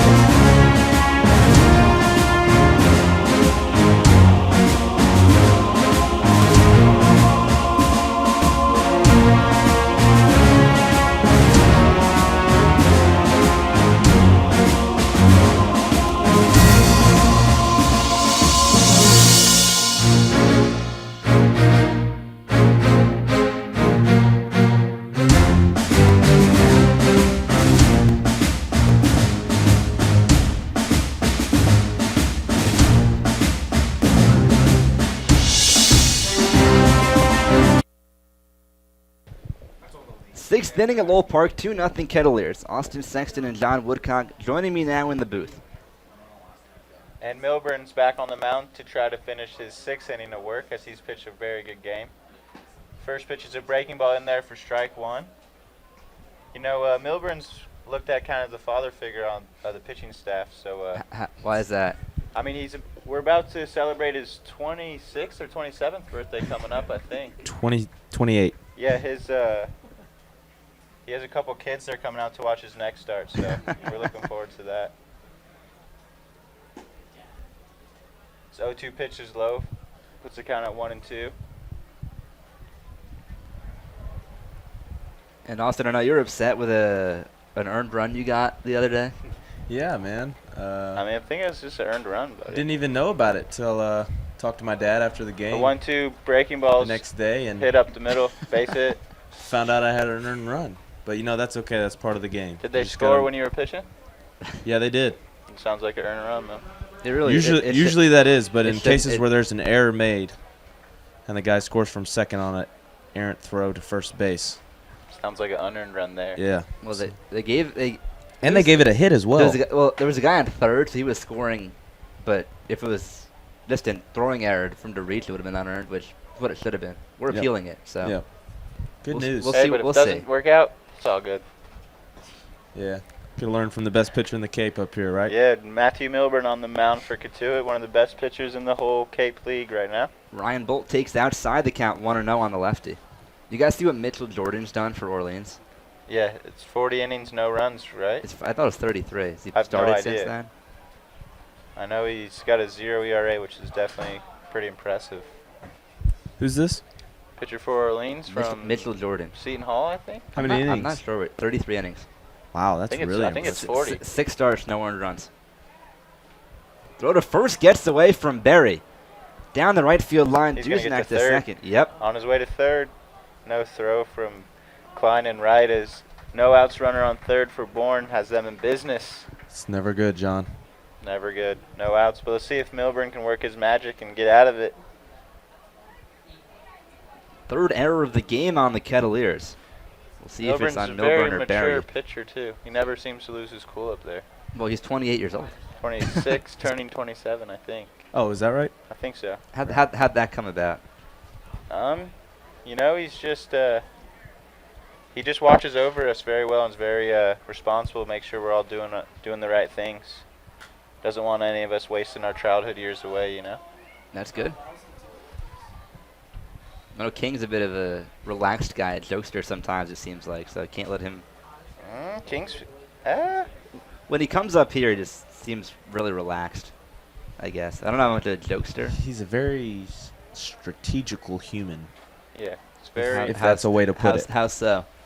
He has a routine that he likes to follow. Yeah, every you'd day. have to watch his routine. If the 1-1 pitch is flied out to center field, then it will be deep enough to sacrifice fly the run in from third. So Bourne comes back here in the 6th inning to get 1 run across, put the score at 2-1. So that home run from Kendall pretty big right now. Yeah, The reason that's why the huge. Kettleers are still on top. Keeps Milburn still in line for the win. And he's looking to get 2 more quick outs and hopefully have a strong 6 inning outing. Maybe they'll send him back out for the 7th. You never know. But we do have Jack Anderson, the submarine pitcher, warming up in the pen. All right, fellas, I have another question. It's a complicated one, so I'm just looking for one answer. Which 3 sluggers homered in the All-Star game the year they won the home? I'll give you 2 of the answers. Well, don't give the no, answers. No, it's 3 people. It's gonna take a while to figure out all 3. I'm saying, well, at least let us try and get one of the 3. Okay, sure. Well, I was gonna make sure that it was either one. Okay, fine. So. What year? It's happened 3 times. 1991. Ground ball to short. Pius takes his time and throws out Alonso 2 men down in the 6th. 1991, 1995, and 2003. Albert Pujols? No. Sammy Sosa? No. Bonds? Same city, but not Sosa. Austin, do you have any? Fred McGriff? No. Sam, this is why I was going to give you guys a couple. Mark McGuire? No. Barry Bonds, no. Griffey? No, not Griffey. What's the question again? Repeat it. Home run derby? 3 sluggers homered in the All-Star game the year they won the home run derby. And 2003 was the most recent? That's right. Aramis Ramirez? No. I don't know. Interesting. Jose Bautista? Nothing before 2003. Last time it happened was 2003. Can you give us 2? Sure, yeah, like I... Not the 2003. Okay. 1991, Cal Ripken Jr. Ooh. Derek Lee? No. In 1995, Frank Thomas. Ooh, Oh, there we go. That's why I said, yeah, the wasn't Sammy Sosa, but same city, Frank Thomas. I'll let you guys figure out 2003. The Big Hurt? Yeah, he did it. I will give this back to you, Austin. 3-1 count on Jelks now, by the way. What team? What team in 03? Oh. That's right. Troy Gloss? No, but that's a good... Garrett Anderson? Boom. That's my squad. Back in the day with Troy Percival, Tim Salmon. No idea who that is. Low ball 4. Jelks draws a 2-out walk in the 6th inning. Oh, yeah, I know who he is. And that looks like it'll be it for Milburn. Roberts is going to the mound. Makes a signal to the bullpen. As it looks like Jack Anderson's going to come into the game. Anderson seems to be Roberts' go-to guy recently out of the bullpen. Yeah, I really think he likes the drop-down guy. Last year it was Adam Witt. At the beginning, one game it was Adam Witt. This year it's right back to a drop-down. Jack Anderson from Penn State. He's had a couple strong outings consecutively. Let's see if he can keep it up. You're pretty good friends with him. What can you tell us about him? Little behind-the-scenes info. He's a pretty quiet guy, but overall I know he likes he's really into basketball and golf. But other than that, I know he really enjoys hanging with his host kids and not much else. He's a pretty boring dude. Jack Anderson's boring? I don't know if boring's the right answer. I would just go with not exciting. So I guess that's the exact I was going to say, that sounds like the same thing as boring. Yeah, but he is exciting to watch pitch, so hopefully his unique style can get it done on the mound, as this is a big spot for Cotuit here. So we're trying to hold the lead in the 6th inning and get Milburn a victory on the mound. So you guys are both more fun than Anderson? Oh, I would say by a long shot. For sure. What makes you two so fun and exciting? Just overall personality. And I like to kayak. That's fun. That's always fun. Any good kayaking around here? Yeah, actually, Austin Sexton and another pitcher on the staff, Daniel Brown, like to kayak together in the same kayak. 2 separate kayaks, but that's Same okay. kayak. Two separate. 2 separate paddles. one seat, paddle. One seat. One paddle. One Two paddle. seats. Two kayaks. Two seats, two kayaks. Tell me about this beach trip yesterday with Jack. How was that? Well, it never happened, but if you would like to elaborate, I would love to hear it too. Jack's warm-up pitches are looking mighty fine, if I might add. You guys ever hit against a submariner when you were younger? Never. Honestly, I don't know when you would be told to drop down to throw like that. I got beamed once. By a subby? Yeah, in high school. Wasn't fun. That's why I don't like hitting. Did you cry? No. Where'd it hit you? Rubbed some dirt on it. Shoulder. Missed up and in. Took it like a champ. It's a large shoulder to hit. You got some muscle on those bones. Pretty stern. That's solid. Yeah. Been working out. Learn from you. In sports side up. Sports site. I think John's impressed. That's a great gym. Should all go there. Sports side in East Sandwich. Shout out to the weights there. Nice set of weights. Whatever works, right? Let me get in this quick question. Who holds the record for most home runs to lead off a game in a single season? This happened in 2003. Ichiro. It's a decent. No? There you go. Yeah, right there. Second. Obviously a Cub.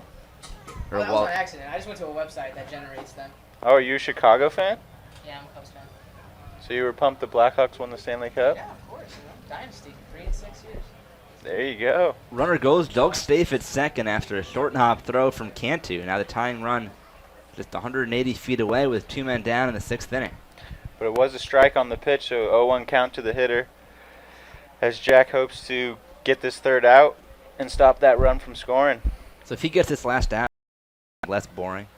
I would say so, but Jack has been known to snake the last couple wins from the starting pitcher, so he might be trying to let him score just so he could get that win. I think it happened to Austin Sexton one time. It did not actually. It was not Austin Sexton, my bad. Sexton's still bitter about his unearned or earned run from over the weekend, I think. I can't blame you, though. Yeah. He's It's all part of the Sexton's game. a big stat guy. First thing he's checking after the game. Well, that play, I was calling it an error the entire game, not a hit. And I got back home later and looked because I always like double check my scorebook, and I saw you had an earned run. Like that's not right. Yeah, I mean, it was just a bad pitch and a hard hit ball, so I think the scorekeepers just had to go with the hit. Just reward the hitter. I don't think you know what play we're talking You're about. not going to reward the pitcher for a mistake like I that. think we have an anti-Austin Sexton kid in the booth. Dan Silverman? He's for Austin Sexton. I just think that if you saw the play, I don't know. If that's a hard hit ball, you've given up a lot of hard hit balls this year then. Oh, I have. They just turn into outs. It's weird. So you're lucky. I guess you could say that. But, and an out. We're good. Fly out to Kendall in center to end the inning. Guys, thank you for coming up here. Hope it was fun. A little bit of Shout out Will Haney. Yeah, shout out to Will Haney, best looking guy on the team besides Austin Sexton up here right now. Before you guys go, I have one more trivia question. One more. I feel like Axel's like the guy who calls into radio shows That's all the time right. trying to long stump time, the host. long time listener, first time caller. First time. Who has the most? Seventh time caller this inning. Who has the most MVP awards with 7? Barry Bonds. That's okay. So you say Barry. Who do you say? Wait, not saying. I'm trying to just. Mickey Mantle. No, it was Barry. Don't give us. It was Barry. Hey. I'm sorry, Austin. All right, guys. Thank you. My pleasure. God bless. Good luck pitching this week. Hail State. Middle of the 6th inning, 2-1 Kettleers lead on the Cape Cod Baseball League Network. Oh yeah.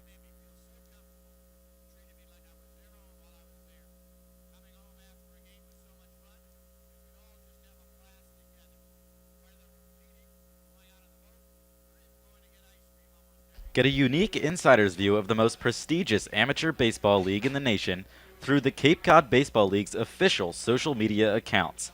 Follow, like, and retweet the news on Facebook, Twitter, and Instagram, and get the latest scores, transactions, and year-round updates of present, past, and future CCBL players. Hashtag CCBL takes you straight to the hot topics.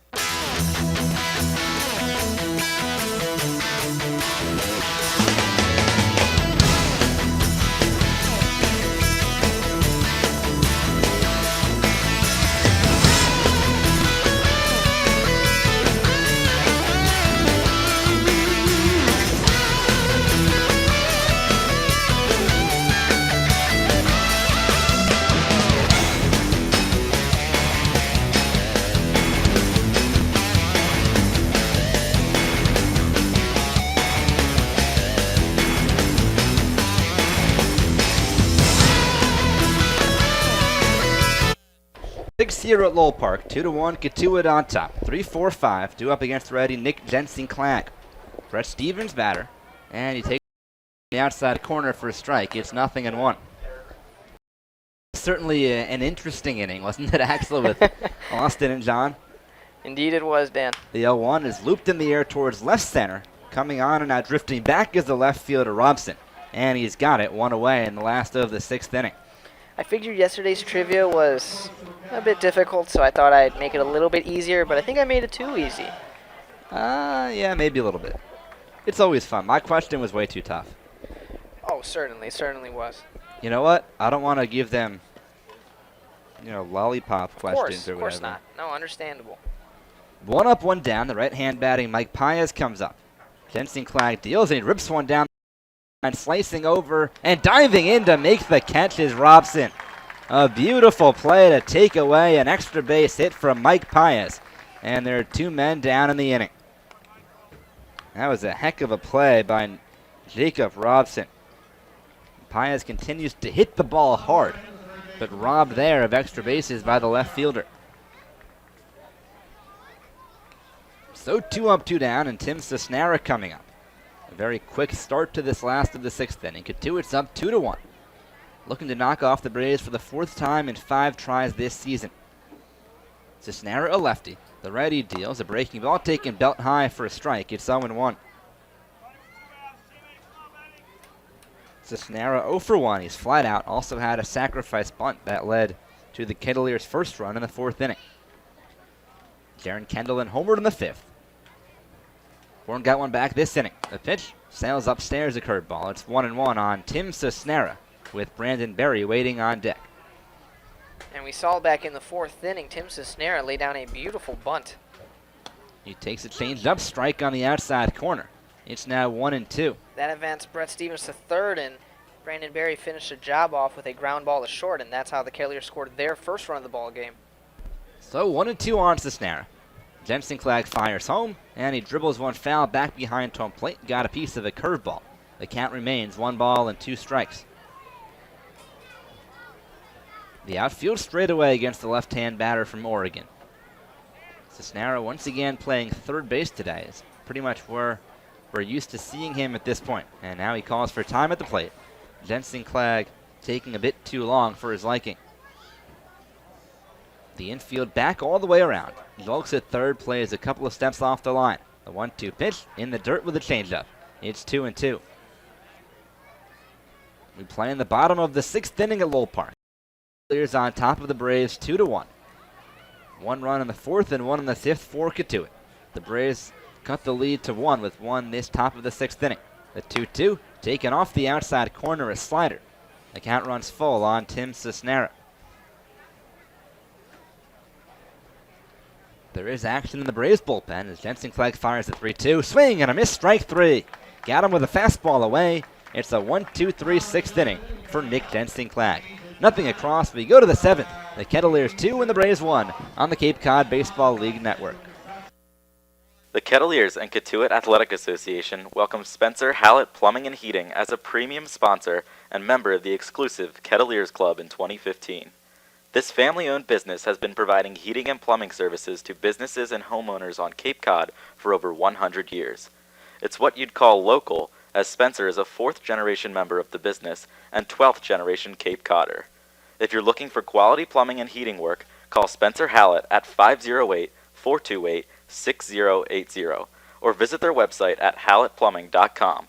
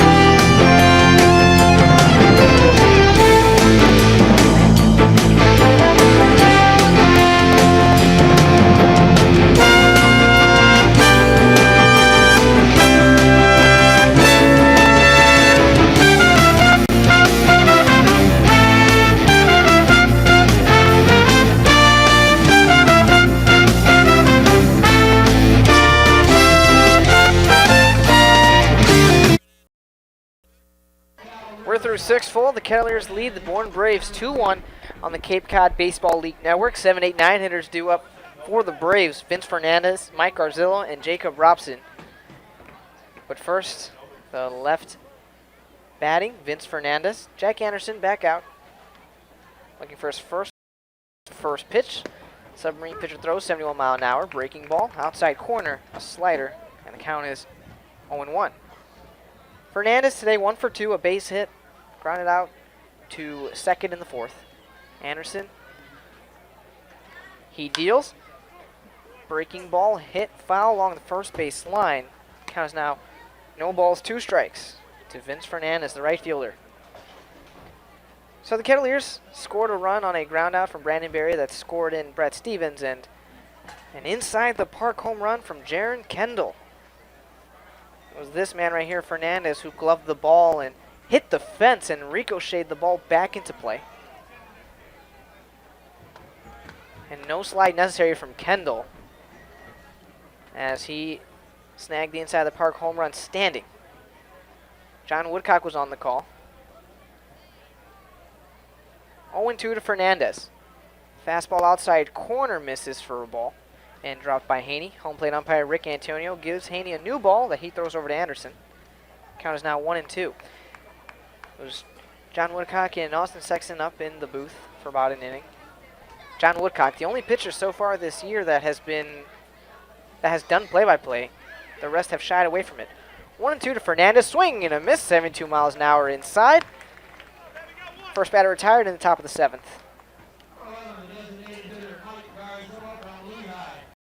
Hitter Mike Garzillo. So Matt Milburn went 5 2/3 innings. Gave up 5 hits. A run. Walked the batter. Struck out 2. First pitch to Garzillo, breaking ball, almost goes back door, but misses off the inside corner. Garzillo 0 for 2, 2 lineouts, 1 to Mike Paez at second, in the second inning, and then lined out to Tim Cisnera in the 5th. Swings at the second pitch, grabbed and whipped to first by Paez at short. That's 2 away now.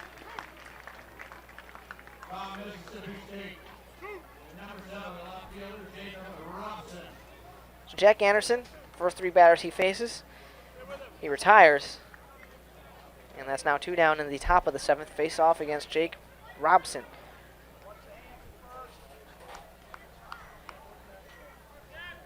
Robson batting righty, throws righty but bats lefty. Anderson, pitcher, and well in the grass at third base is Cisnera. Shows bunt, brings it back, takes a slider outside corner for a strike 0-1. I'm surprised that Cisnera is playing so far in. Robson has good speed, so always a threat to lay one down. But he's probably 2 or 3 steps onto way in front of third base. Anderson had 0-1. Deals the pitch, fastball outside, well outside. Evens the count 1-1, and big tall Will Haney just put his hand out to the left and caught that ball. A shorter catcher, and that probably would have hit the backstop. So it evens the count 1-1. Cisnera still playing in the grass at third base, as he said, Dan. Curious decision with 2 outs. Pitched, sliced foul behind home plate, hits the top of the Cotuit press box, rolls all the way to the parking lot. 1 ball, 2 strikes now.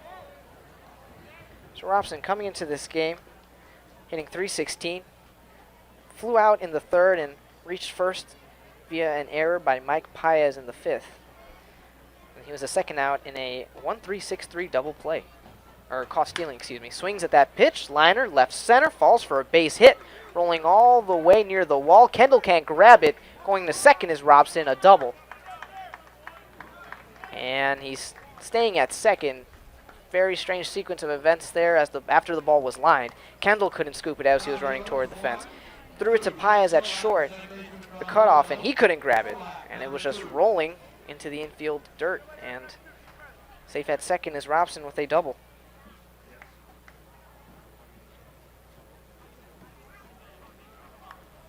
So with 2 outs, a double, a runner in scoring position, top of the order. Due back up. Nick Solak now up to the plate. He's 0 for 3. 13 RBIs on the season. That leads the team. And an RBI chance for him right here. So far today, Bourne 0 for 4 with runners in scoring position. First pitch, fastball outside corner, strike, 0-1. Although that does include a sac fly, so I believe you don't count that. That's 0-3 then with runners in scoring position. Anderson had 0-1. Solak pitches. Fastball upstairs misses. Count is even, 1 ball, 1 strike. Kettleers, 3 wins in 4 games against Bourne. Have scored 15 runs. Coming into this game, they've now scored 17. Bourne, 1-3, have scored 14 runs. Pretty even matchup. 1-1 to Solak. Grounded to second base. Fabio takes it on a bounce up to his head. Throws to first for an out. That's the final out of the top of the 7th. So the Bourne Braves score no runs on a double and leave the runner stranded in scoring position. We're through 6.5 here. You're listening to Cotuit Kettleers Baseball on the Cape Cod Baseball League Network.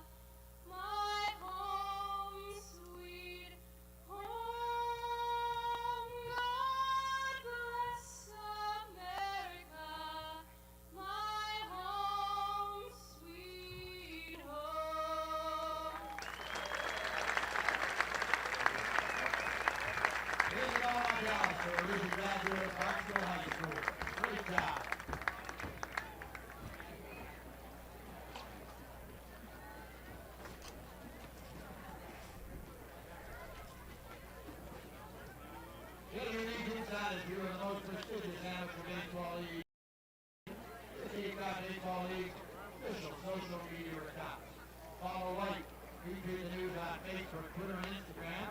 Get the latest scores, transactions, and year-round updates, present, past, and future state players. Hashtag Cape Cod Baseball League takes you straight to the hot topic.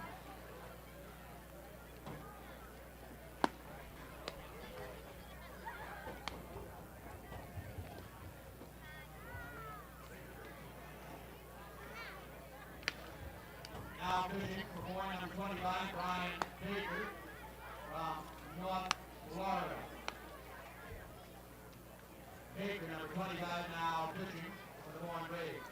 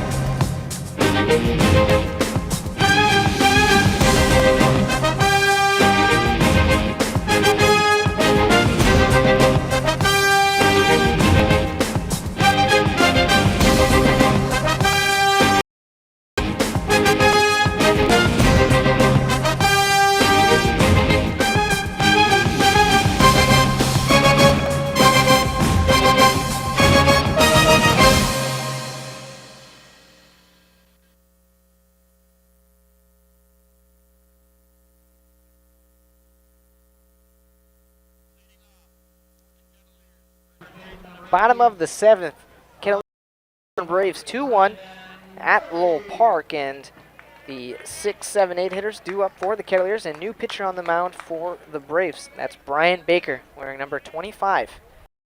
The University of North Florida. 6'6", 225 pounds. Making his 9th appearance of the season. He has a 2-0 record with a 1.58 ERA through 17 innings. First pitch to Barry, 94-mile-an-hour fastball taken for a ball below the knees. 1-0's the count. Baker has pitched against Cotuit. That came on July 6th. He went 2 1/3 innings, gave up a run. It was earned. Gave up 2 hits, struck out 3. Pitch swung on by Barry into shallow center. And coming in is Ryan Bolt running toward right center. That's one away in the bottom of the 7th. So Barry today, 0 for 3. Does have an RBI. Now Will Haney batting.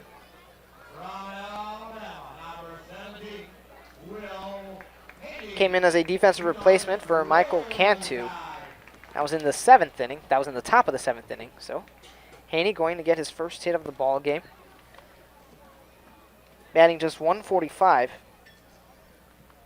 First pitch to Haney, swung on, sharply hit foul along the third base line to the wall along the left side, 0-1. Does lead the team with 4 home runs, tied for the team lead with 10 RBIs. In 62 plate appearances, has struck out 28 times. 0-1 to Haney. 91-mile-an-hour fastball outside corner, a strike. He's now behind, no balls, 2 strikes.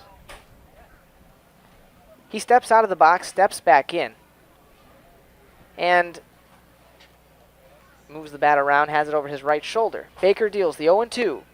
Curve ball down and away in the dirt, 1-2's the count. And after a day that was overcast and looked like maybe the forecast had some rain in store for us, sun is out, sun is setting. 1-2 to Haney. Swing and a miss. Scano with an off-speed pitch down and inside. Haney was well in front of it. And that's 2 now down in the bottom of the 7th.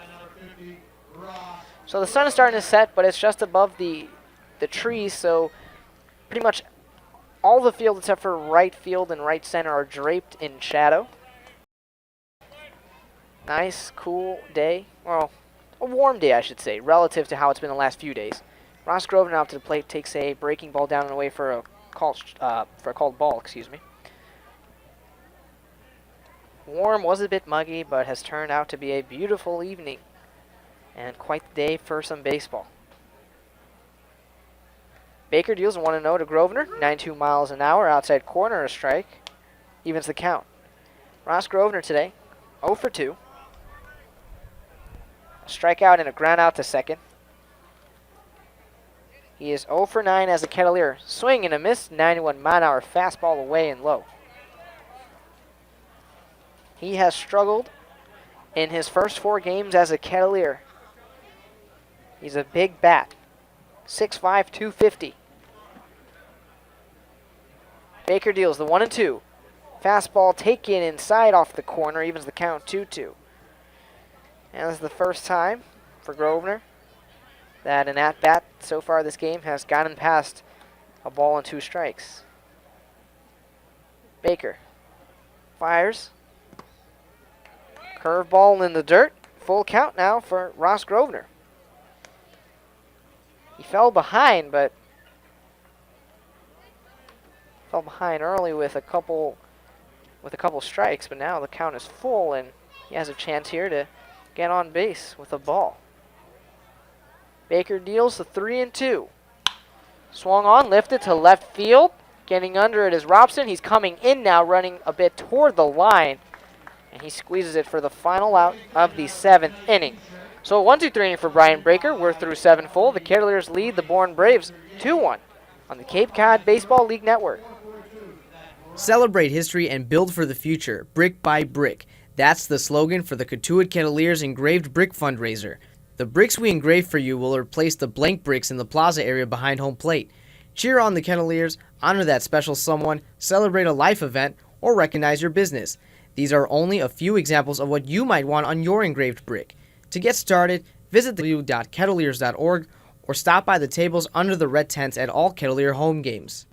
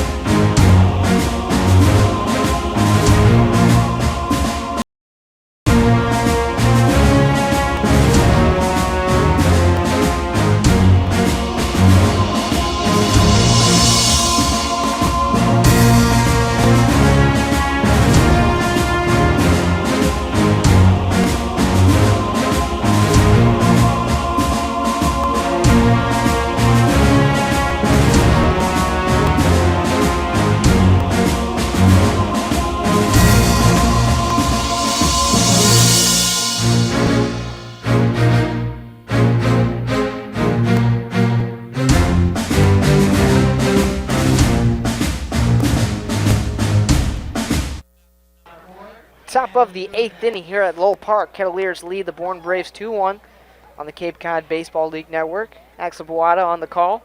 And for the Braves, 2, 3, 4 hitters due up. Jack Anderson back out for his second full inning of work. He's pitched 1 1/3 innings so far. Camden Duznak, leadoff batter.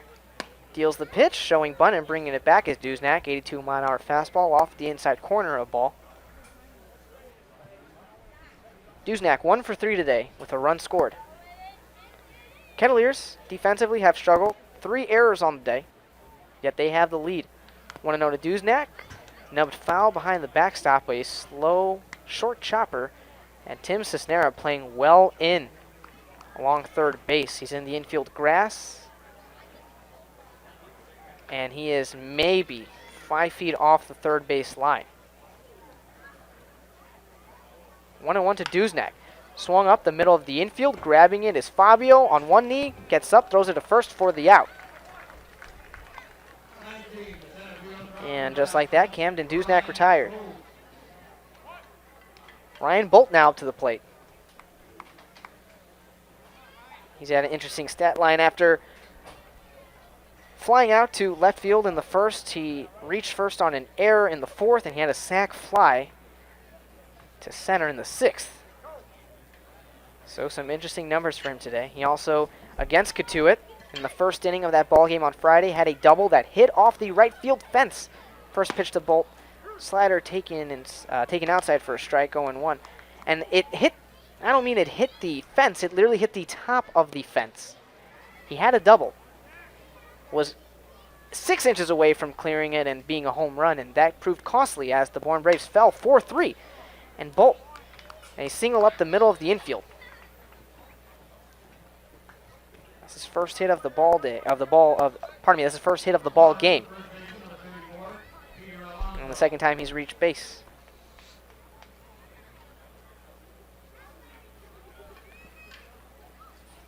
Jack Anderson coming into this game. 16 1/3 innings of 1.65 ERA ball, making his 12th appearance. And he's been used a lot so far this season. He's pitched in the Kettleers 2 of their last 3 games. This is his 6th appearance in this month alone. Peter Alonso, the batter, takes a fastball inside. 1-0 is the count. So 1 out in the top of the 8th. Ryan Bolt at first. And Peter Alonso up to the plate. 1 for 3. A single in the second. Grounded out to double play in the 4th and grounded to short in the 6th. Runner takes off, swing and a miss. Throw over to second. Pies is there. He swipes at the bag and he throws out Ryan Bolt, a caught stealing. And that's 2 away now. And that was a great throw by Will Haney. Only the second time that Bolt has been caught this year. He was 5 for 6 before that. That's a big out. Safe inning. Second caught stealing of the ball game against the Bourne Braves. They've struggled to get runners into scoring position pretty much all ball game. 1-1 to Alonso. Swing and a miss. Slider outside.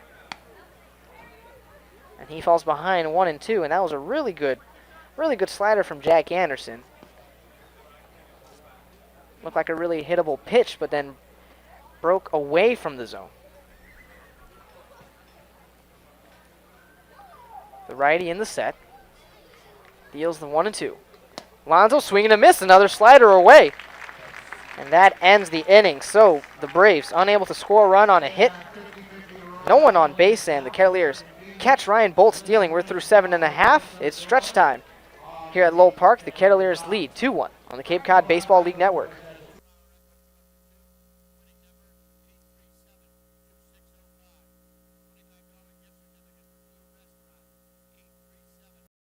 Bank of Cape Cod is proud to sponsor today's Cotuit replay from a former Kettleer with branches in Hyannis, Osterville.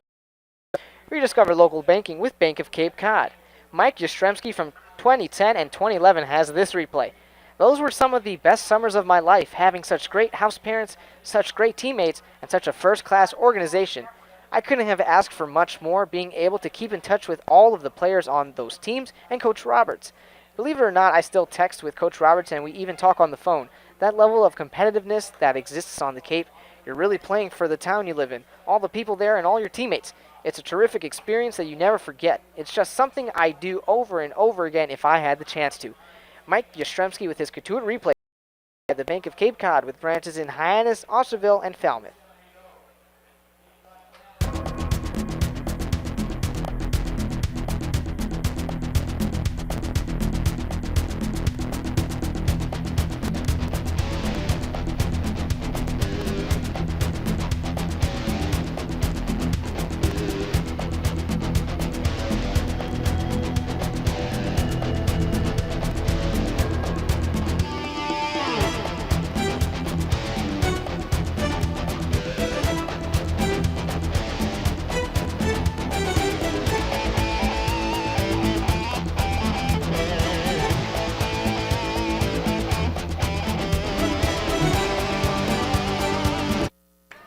Bottom of the 8th. Cole Fabio leading things off for the Kettleers. Brian Baker still out there on the mound for Bourne. First pitch to Fabio, fastball low. Taken for a ball. Fabio 0 for 2 today. Grounded out to third baseman in the third and flew out to right field in the fifth. 1-0 to Fabio. Fastball taken for a ball below the knees, 2-0. He's struggled in a Kettleers uniform. He is 2 for 20. Batting just 100. Pitch to Fabio. Takes another fastball. This time for a strike inside corner. 2 balls, 1 strike. Fabio, one of 2 Kettleers who started the season as a Harwich Mariner. Sage Janko the other. Not in today's fastball. Taken for a strike. High corner outside. Evens the count.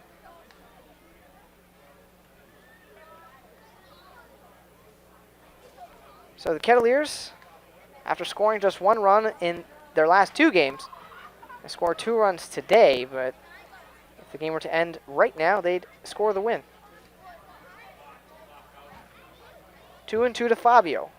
Swung on, grounded to third base, gets past Julks into left field, and thinking 2 is Fabio. He's running to second.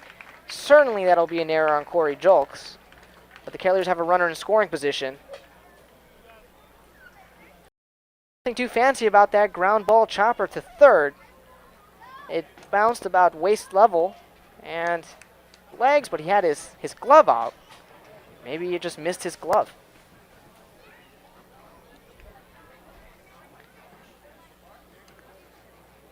Kettleers haven't had many runners in scoring position today. They're 0 for 2 with runners in scoring position. They do have an RBI. That was Brandon Berry. Now the top of the lineup due back up. Jaron Kendall up to the plate. Last time he was up, he had an inside the park home run. And now a mound visit for Brian Baker as the infield comes up to the mound. And now along third base line, Jaron Kendall having a word with Coach Mike Roberts. There is some action going on in the Bourne Braves bullpen. We'll see if this is it for Brian Baker, but likely not, as this conversation has extended quite a while.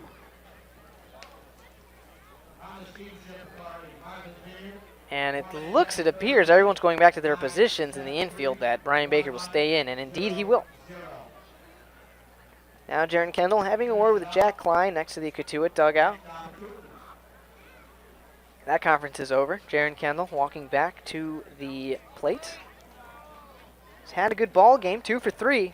That comes after he went 3 for 4 with a triple in his last game. He has speed, does Jaron Kendall. And he's had a good couple games. So hot started with the Kettleers. Infield, corners playing well in. Kendall shows bunt, brings it back. And McDowell feigned a throwing stance over to second. But nothing doing.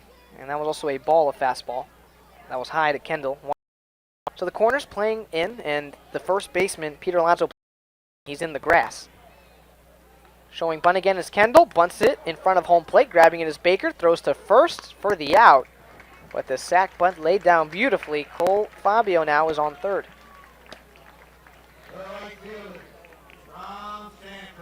And Kendall's one of the hotter hitters on this team right now, but a bunting spot there. And now Jack Klein coming up in a very big spot.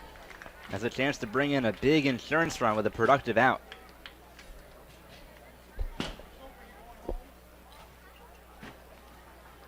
So as you said, Dan, Jack Klein now in a big RBI chance. He struggled so far today. He struggled pretty much after having his 9-game hitting streak snapped. Infielders playing well in Klein. Swing and a miss, 78-mile-an-hour off-speed pitch, down and away.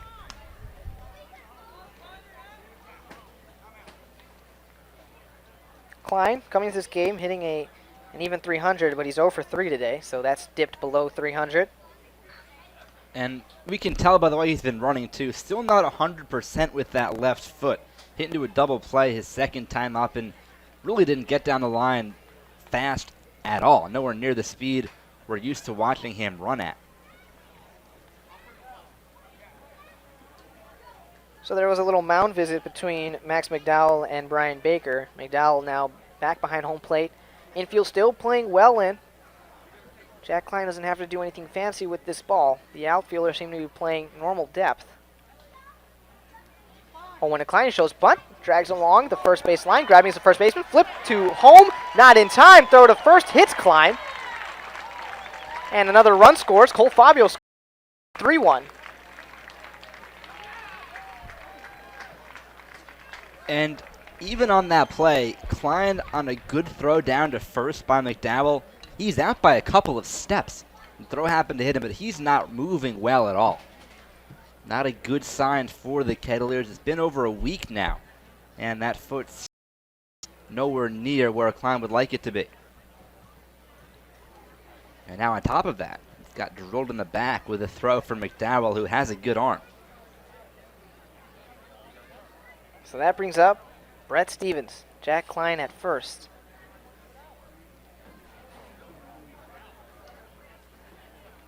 Kettleers now 3 runs.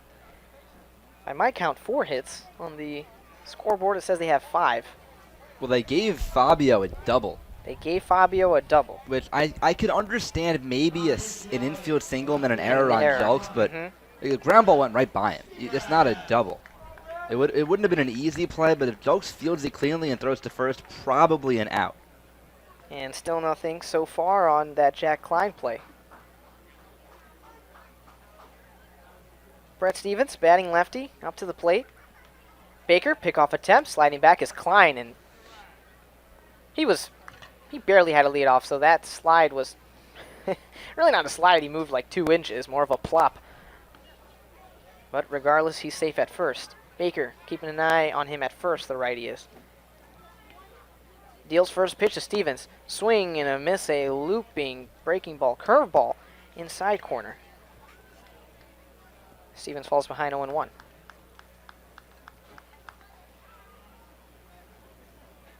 Baker looking at first again. Keeping Klein honest to the bag. He's being held at first by Alonso, but with that bum ankle, he may not be running. 0-1, fastball misses outside between the outside corners. Evens the count 1-1.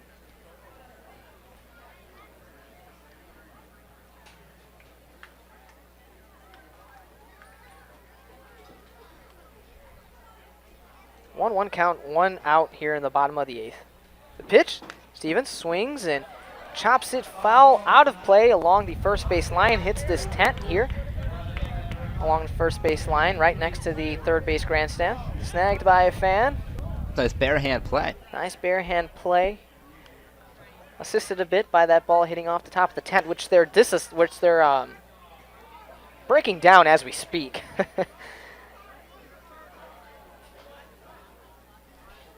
1-2 count to Brett Stevens. Baker out of the set. Fires, deals, fastball, misses just a bit outside. Evens the count 2-2, 89 miles an hour. So Cole Fabio let things off with a double. Was ruled a double. Ground ball hit to Corey Julks that he couldn't handle, went all the way into left field. 2-2 to Stevens. Swung on, left side, opposite field, a base hit.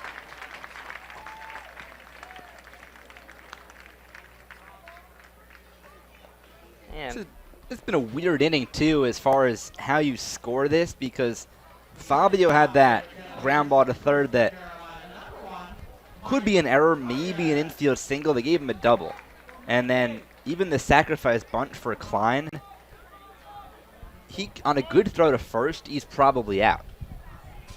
But right now they scored as a sacrifice and then a fielder's choice.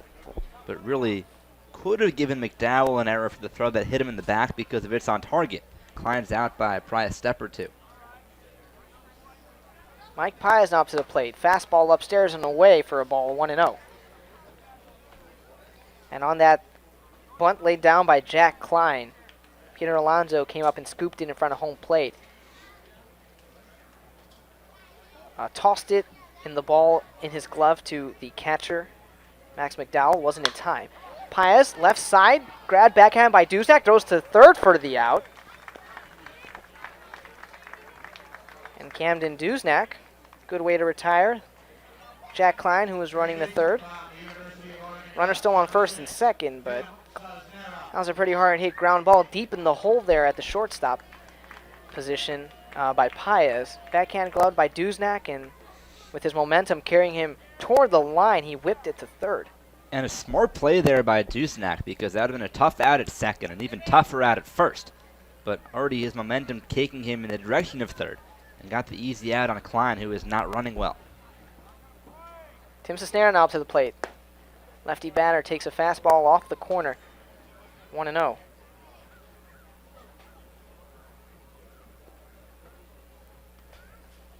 Tim Cisneros so far today 1 for 3 and a single in the fourth. Fastball outside corner misses 2-0. Or excuse me, I was looking at Piaz's stats. Cisnera 0 for 2 with a sac bunt. He had a pretty good at bat back in the 6th inning against Nick Jensen Clegg. Took it to a full count. He calls time and steps back into the box. Baker out of the set. Runners on first and second. 2-0 to Cisnera. He looks over at second. He deals. Swung on, popped up foul, out of play left side. Goes behind the Cotuit Kettleers Snack Shack. Comes now 2-1.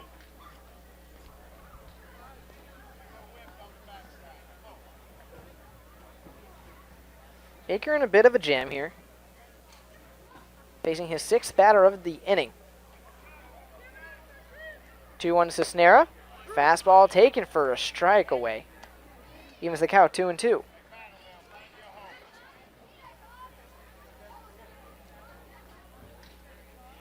Kettleers looking to add some more insurance runs. They got one earlier in this inning.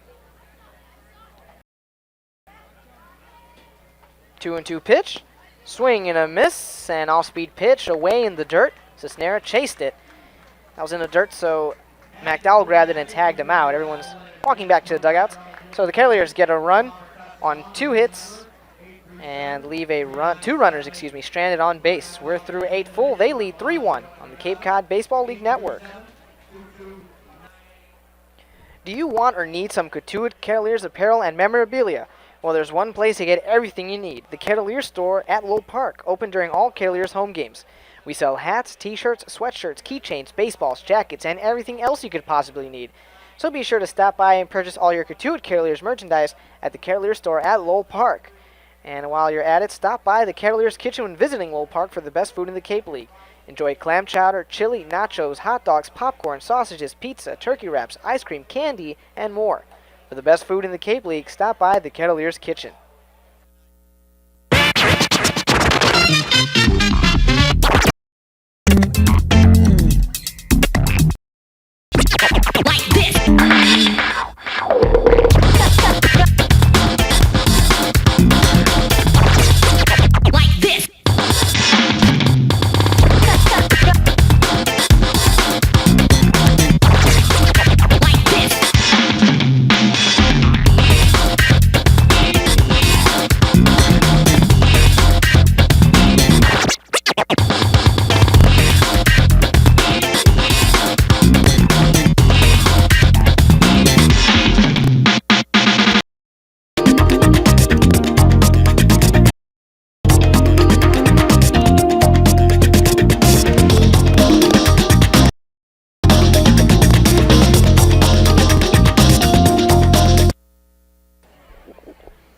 Top of the ninth inning, the Kettleers 3 outs away from defeating the Bourne Braves for the 4th time this season.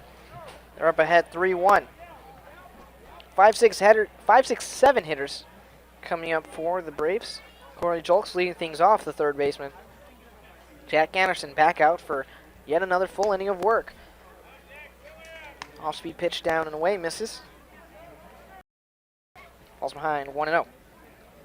Jack Anderson came in relief of Matt Milburn, who went 5 2/3 innings.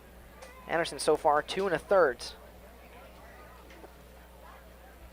The righty deals the 1-0. Fastball inside corner, a strike, 1-1. At third base, Tim Cisnera playing a couple steps in front of third base, and at first, Brandon Berry playing at least 4 or 5 feet behind first base. 1-1 to Julks, swung on, chopped high, grabbing it is Fabio on the run, whips it to first, on time and on target. 1 away, top of the ninth.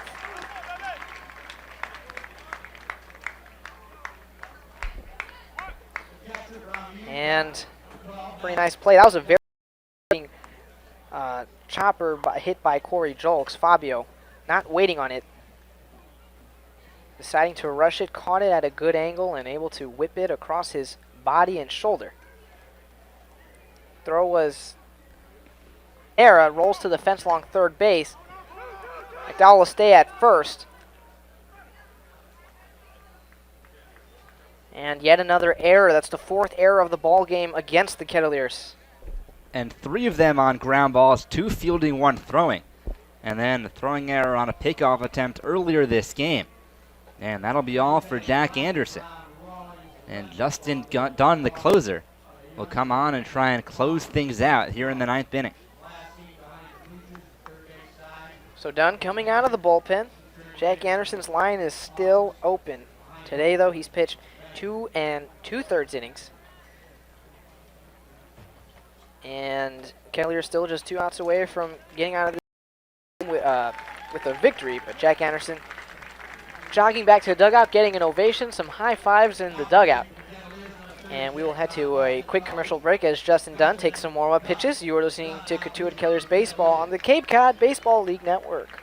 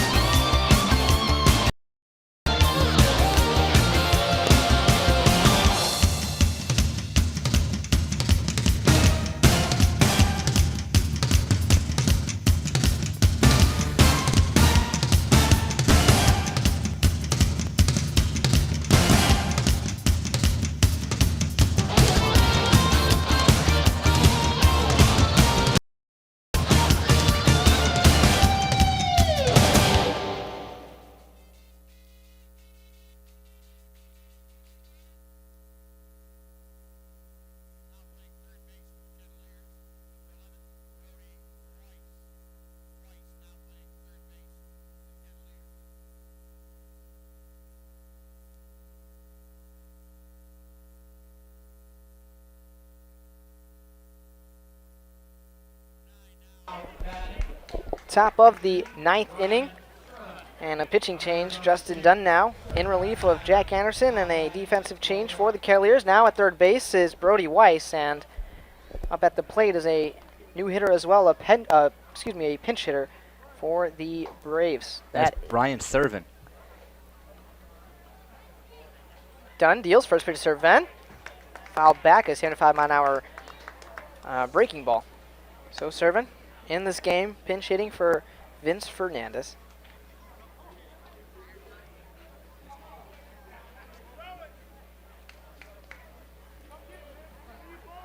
It's usually a catcher Cervantes, but today Max McDowell getting the start. Dunn looks in for his sign. Out of the set. Fires, kicks the 0-1 to Cervena. Breaking ball inside corner. A strike 0-1. That was a good looking curveball, 75 miles an hour. First two pitches he's thrown have been curveballs.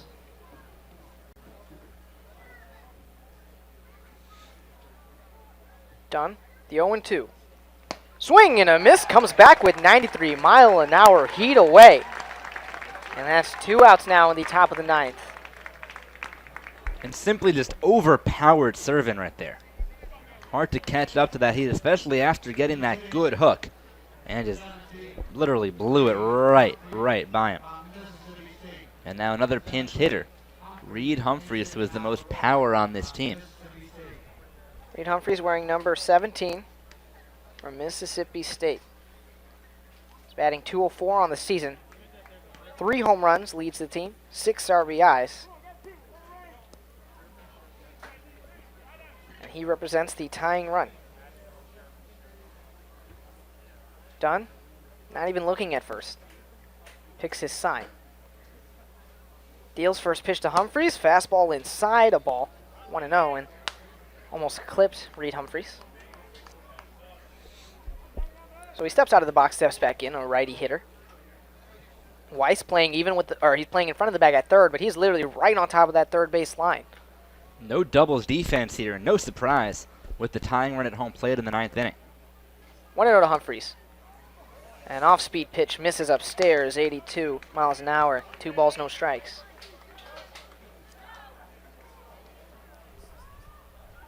So Dunn can throw fastballs, 93, 94.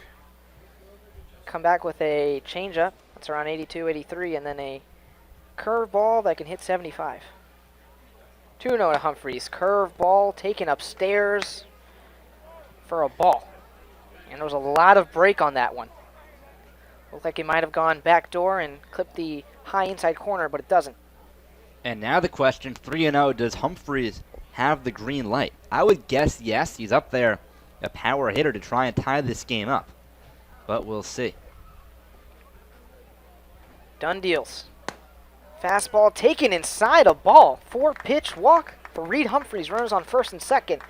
Now coming up to the plate, Jacob Robson, the go-ahead run. And that's not what Dunn wanted to do there. Obviously, you want to be careful with a guy like Humphreys, who has lots of power. But you don't want to walk the tying run on base. And now, as you said, Axel, the go-ahead run and Robson at home plate, a guy who doesn't have a lot of power. But he doubled his last at-bat. That's his team-leading 7th double of the year. So he's a guy who has good power in the gaps. And a gapper could tie this game. 1 for 3 today, hitting .317 on the season. And a big at-bat here for both these teams. Dunn looks over at second. Pitch to Robson. Fastball outside corner, just missed. 92 miles an hour, and things getting tricky here in the top of the 9th for the Kettleers. Looks like Kevin Ginkel, the one throwing now in the bullpen for Cotuit. And working pretty quickly to try and get loose in case he has to come into this game. Dunn struck out the first man he faced, and now has thrown 5 straight out of the strike zone since then. Dunn deals the 1-0. Ground ball up the middle, grabbed by Fabio. He can't handle it, throws to first. Not in time. Everyone is safe, bases loaded. Well, that was a double play opportunity, just essentially thrown away. Just 1 out, 2 outs. This is an out. Kettleers win. Oh, wow, so they did get the runner at first. Oh, no, they didn't. No, it was 2 outs to start with. So they really only needed to throw over to second to get the out, and Fabio couldn't handle it in the ball. Guess I got a... wow, I got very confused there. I thought it was 1 out. 2 errors this inning, 5 in the game. And now a pinch runner at second for Humphreys, trying to get more speed because a single could tie this game. That's C.J. Chatham. So Chatham now pinch running for Humphreys. And boy, oh boy, ground ball up the middle of the infield. Fabio was right on top of that. Got to one knee. All he had to do was flip it to second. He was that close, but couldn't get the ball. And that was an error. So bases loaded now with 2 outs, not 1, 2 outs. Kettleers still in a pretty good. They're in an all right spot as it stands right now. Base hit can drive in 2 runs though. First pitch to Nick Solak, breaking ball outside, 1-0. And Solak is not the guy you want up here. He's coming into this game the second leading hitter in the league, 0 for 4 today. But that probably means he's due. He has a 7-game hitting streak and a 16-game on-base streak on the line here in the 9th inning, and a single could tie this game. 1-0 to Solak. Fastball taken below the knees. A ball. 2 balls, no strikes. And you can hear the collective sigh here at Lowell Park from the Cotuit Kettleers fans. They thought that was a strike. So did Coach Roberts, who's yelling at home plate Antonio, saying, "Where was that?" Didn't miss by a lot. Justin Dunn, by his expression, thought it was a strike too. 2-0. Solak. Fastball outside corner, a strike. And now you hear the claps. This place starting to get a bit louder.